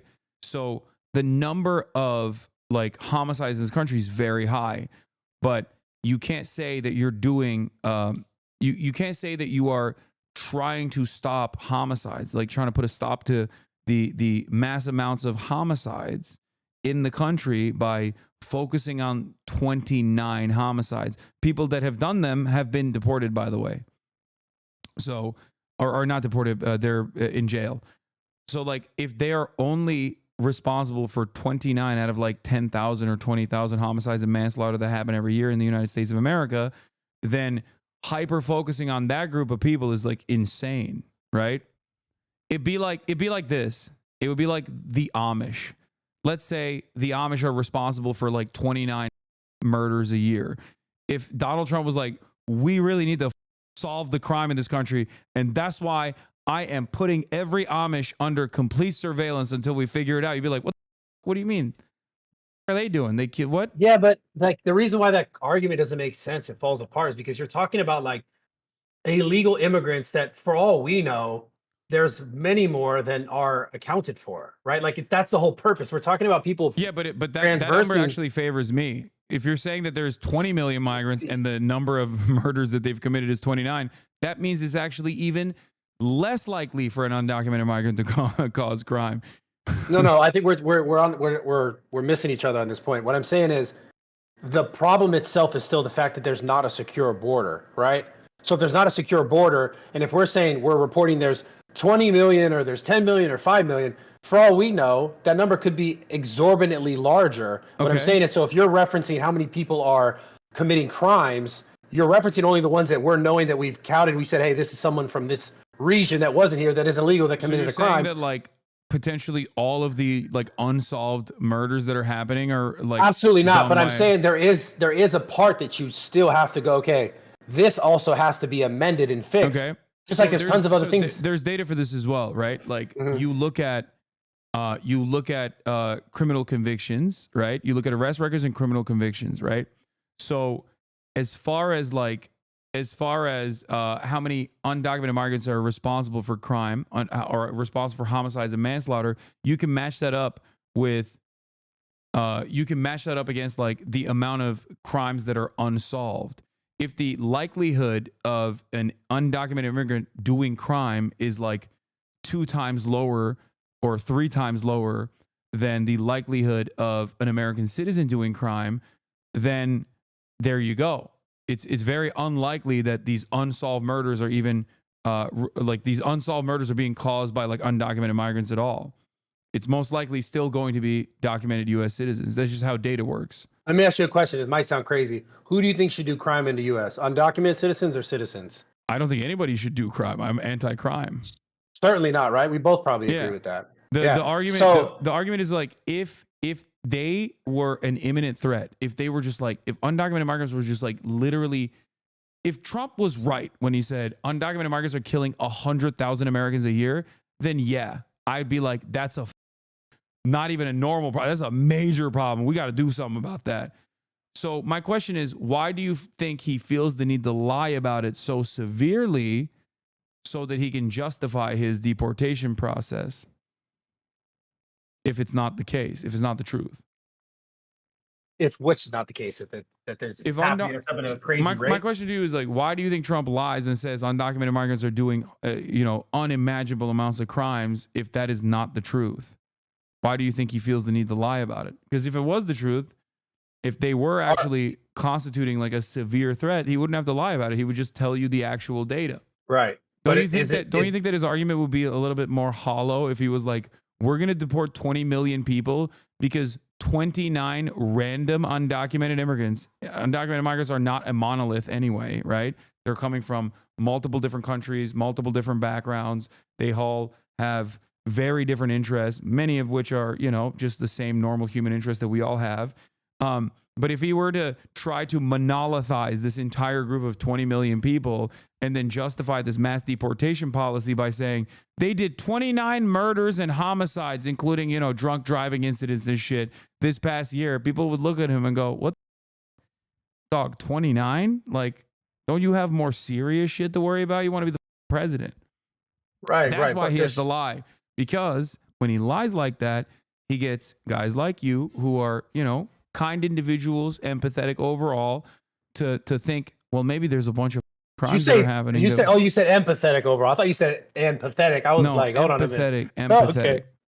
No, empathetic individuals in general. Yeah. You look at that and you go, well, maybe there's a lot of crime happening that, that we haven't accounted for. He probably knows. He was the president. But still, though, the crime is illegally entering a country. There's still a crime. Like, it's not obviously it's not like a blowing past a stop sign is a crime. You know what I mean? Yeah. So, but that's we go back to the original point, which is like, okay, but it's a harmless. It's a crime. It's a victimless crime. Is my point. Like, not everything that's a crime needs to be dealt with the most severe penalties. And I think forcible deportation is one of the most severe penalties that someone can withstand. So the crime needs to match the punishment, is my point. If undocumented migrants, which are not even like one unit of people with a hive mind to begin with anyway, they're just normal people, they just don't have the proper paperwork. If they're not doing a serious crime, anything beyond like blowing through a stop sign, then they shouldn't be deported. That's crazy to me. But then we're talking about earlier, like the people who come in legally, like, so them. No, it's not them. They should have an easier access to the United States of America. That pathway to citizenship should be those restrictions should be eased dramatically. I'm not saying that people shouldn't be processed at all. I'm not saying that at all. I'm simply stating that if that access was readily available to people, then there would be significantly less people that are crossing the border illegally because they would just go through the regular points of entry. Yeah, so having a wall makes sense. No, it benefits the cartel that there is no ease of access. Like, that's talking about this to get money paid to traffic people. Yeah. Carter in my chat said, for like 100 years, you just showed up, stayed 7 years, and we're a citizen with a signed name. That's it. Yeah. And that's the other part. That's what makes America great. The irony is America, unlike our European counterparts, is actually way more open-minded to immigration.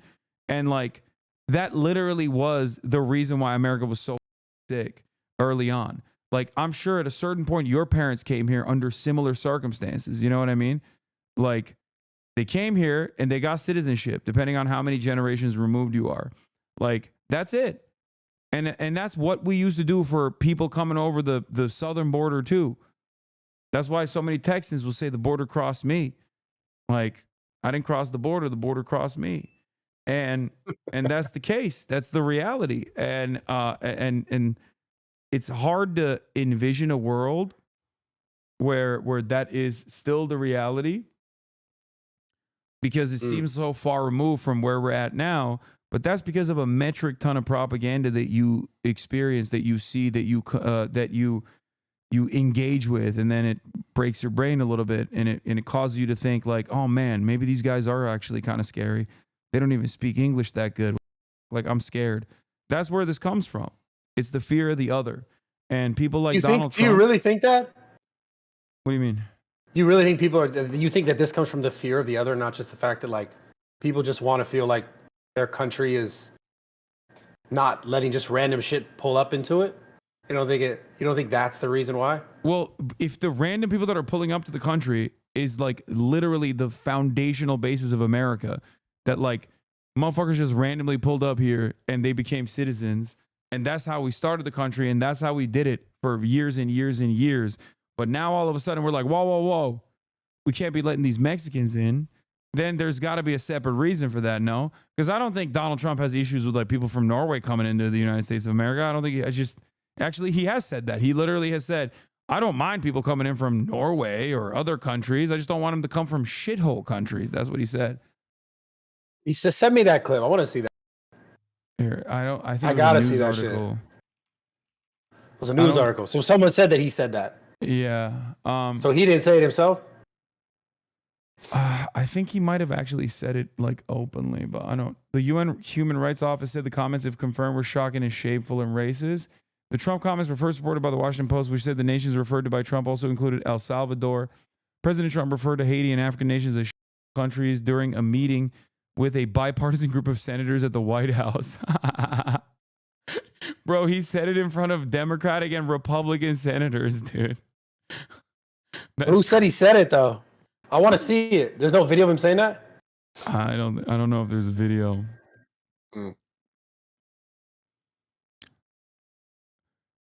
Why are we having all these people from shithole countries come here, Trump said, according to these people. Do you think it's that far-fetched for him to say that? Be honest. Yeah, I mean, that just... You don't think it sounds like him? Come on, man. I've watched so many of his goddamn rallies. I'd have to see him say that, bro. I'm a bigger Trump supporter than you, dog. I've watched all of his... I know all of his albums. I know his greatest hits. Let me tell you, okay? That sounds exactly like this motherfucker. Yeah, but unless you know he said that, we're just saying it because it's probably on an article on CNN. Bro, there are literally... Wait. Oh, don't tell me there's 10 of the articles saying the same thing? No, there are lawmakers that were taken aback. According to people familiar with the reaction, Senator Lindsey Graham and Richard Durbin had proposed cutting the visa lottery program by 50%, then prioritizing countries already in the system, a White House official said. A White House spokesman defended Trump's position on immigration without directly addressing his remarks. The White House did not even dispute the account. Wait, what are you looking at? I'm sharing the screen. It's a Washington Post article. Oh, here it is. The White House did not even dispute the account. I mean, look, this is something that Trump has said things along this line numerous times, so it's not that shocking to me that he said this as well. It wouldn't be a dramatic change of pace from what he has said. Good old Washington Post, huh? Oh, come on. I mean, if it was so out of pocket, I'd be like, maybe you're right, you know? Because, yeah, these guys don't love Trump. Well, I guess they do love Trump now because Jeff Bezos was like, don't you dare endorse Kamala Harris. Yeah, I saw that. That was pretty funny. Yeah. Oh, I want to ask you. That's what I wanted to ask you. What's your take? I thought of this way earlier. We just kept talking. But what is your take on no one giving a literal at all about celebrity endorsements and how hilarious that is? And I think it has to do with the internet. I like that. No, I like that. I think it's great. But people do give a about it, right? Like, I mean, you think so? Trump didn't go on. Did you go on? Did you talk to Trump? Yeah. So you did. Yeah. Okay, you're a celebrity, dog. What do you mean? I'm not. I'm some dude doing podcasts. What are you talking about? I'm just doing podcasts. You literally are the celebrity endorser. Did you feel bad? They said the Nelk Boys, but they didn't reference you personally. No, I don't care. But listen. Dana White did not want another bald man you hated that to retain glory that night. You know, I saw that. Suspicious. The bald man hate. No. Suspicious. That's bald on bald violence. No, you're stupid. No, I don't mean that. Like, internet age is different. I'm talking about like these mainstream used to be like the Beyoncés and all this shit. Like, it just seems like people are like, everyone's reaction was like, that's the Diddy list. I don't give a some celebrity says about whatever politician. I think that shit is lame as hell. But also, don't act like the Republicans did not use the celebrity circuit themselves. They just used the podcast circuit, which in my opinion was more effective. Was more effective in like retaining like genuine loyalty from your audience, because I think nowadays people probably feel a close and personal bond to people like yourself and myself more so than they do to like Beyonce. Yeah. So for that reason, when you have a politician on and you speak to them, your audience is infinitely more receptive to that politician. You have the capacity to humanize them. So that's the other question. If Trump does all this crazy shit and you have to, you know, say that he sucks for doing that because you said he, you know, it's not going to go down like that. But what if it does? Are you going to feel bad about it? That's another question. Yo, can you see my screen? What is this? Call her daddy? Oh, that was awful. Okay. Okay. When I saw these numbers, that's when I knew that it was over. When I saw, I'm not gonna lie, as an influencer, when I saw this, 800,000 people. That was dog. Pennsylvania. And then Rogan's, I was like, oh my God, it's game over. That's when I bet a lot of money. The second that I saw that, yeah, I bet on Trump winning. Yeah, no, Joe Rogan's interview, but Joe Rogan's also a much more popular podcaster. He's the number one podcaster in the world, you know? Yeah, but the whole world is talking about Kamala, right? At some point, we're all talking about these people, and if there's not that many people going to actually watch it, it's just like, does people even care what the fuck she's saying? It's because like if Kamala went on Joe Rogan, I'm sure it would have done crazy numbers too, though. Like that's what I mean. But would she have? Oh, it would have for sure. Yeah, would she have been as like charismatic, as telegenic as like Donald Trump? I don't think so. She is like way more buttoned up. So yeah. So I think, bro. Like, I mean that difference is crazy. Make insane. no mistake. No, Trump pummeled the podcast orbit. There's a lot of articles that are coming out on this. Like, I mean, I know because people reach out to me because they see me as like the counter to all of this stuff on the left, and there is no equivalent. Like Kamala Harris is not coming on my stream. She's not coming on a podcast that I have. You know what I mean? That's not gonna ever happen. You would never do that? If given the opportunity, would you interview both? Would you talk to both? Yeah, I would. Yeah, especially now, I definitely would. I'd be like, what the did you do? That was a terrible campaign. Why? Okay. Yeah, I mean, I would have done Trump during the election. I felt a little iffy about like potentially doing Kamala Harris. Not that they suggested it, because I feel like I'd be far too critical of her. Like, there's no way I'm not gonna be critical of her, and then people are gonna say you tanked their campaign or some shit. Is that why they told Mark Cuban to shut up for a little bit? Was that real? No, I can't speak on that. I have no idea. Mark Cuban, I don't really like that much to begin with. So, Fair. I don't really. I mean, he's a billionaire first and foremost. I mean, he tries to present himself as like one of the nicer ones, but you know, that you ain't slick, Mark Cuban. It's not getting past me. Oh man, no billionaires. Anyway, man. Yeah. All right. Well, I hope that was a productive conversation. That was fun, man. Hopefully, you know, we're gonna get. I mean, I don't hope that Donald Trump does these devastating things, but hopefully you'll stay true to your promise. And if the mass deportations happen, I'm gonna check back with you. I'm gonna ask you what your feelings are on it. That's fine. All right. I appreciate your time, brother. And you're gonna take it to the Nelk boys too. You're gonna tell them like this is wrong. I hope. And you're gonna have to say sorry when he does what he says he's gonna do. No, dude, if he ends the genocide and also dissolves the Israeli apartheid state, which is never gonna happen, but if he were to do that, of course I'd kiss his feet. Okay. What do you mean? I mean, I don't give a shit. I don't want that to happen. I think that's unjustifiable. You also said for Kamala getting, like, you wanted her to win so bad that you were going to do a nude photo shoot. No, that was me joking that that's how unlikely it is that she's going to win Florida and Texas. Oh, that got clipped out of context. I just saw that shit on Twitter and I was like, what is this mother talking about? Is that shocking to you that Not something at all. I said Not got clipped out of context? No, I said it is incredibly unlikely that Kamala Harris wins Florida and Texas. If she did, I would do a tasteful photo shoot with no dick. That's what I said. That's the only part that went viral. Look at, they treated you like Trump. Look at that. Yeah, I know. People clip me out of context all the time. The difference is like I look at all of Trump's statements and I look at Trump's actions, right? So that's the reason why I don't like Trump. Not because I heard him out of context, you know? Yeah, I get you. That was dope, though. That was sick. I think you should still run that, huh? Your audience will probably that. What? No, I'm not doing that. Come on, bro. You know you want to do it. And nah. Maybe. We'll see. If Trump ends if Trump stops the Israeli government from doing an apartheid, I will do the tasteful photo shoot. No dick. Tasteful. Okay. All right, bro. Good talking to you. All right. Bye, Bradley. Have a good day, brother. Bye. It was Bradley Martyn, everybody. Owner of the Zoo Culture Gym. Dog, if he stops the genocide, you got to show dick.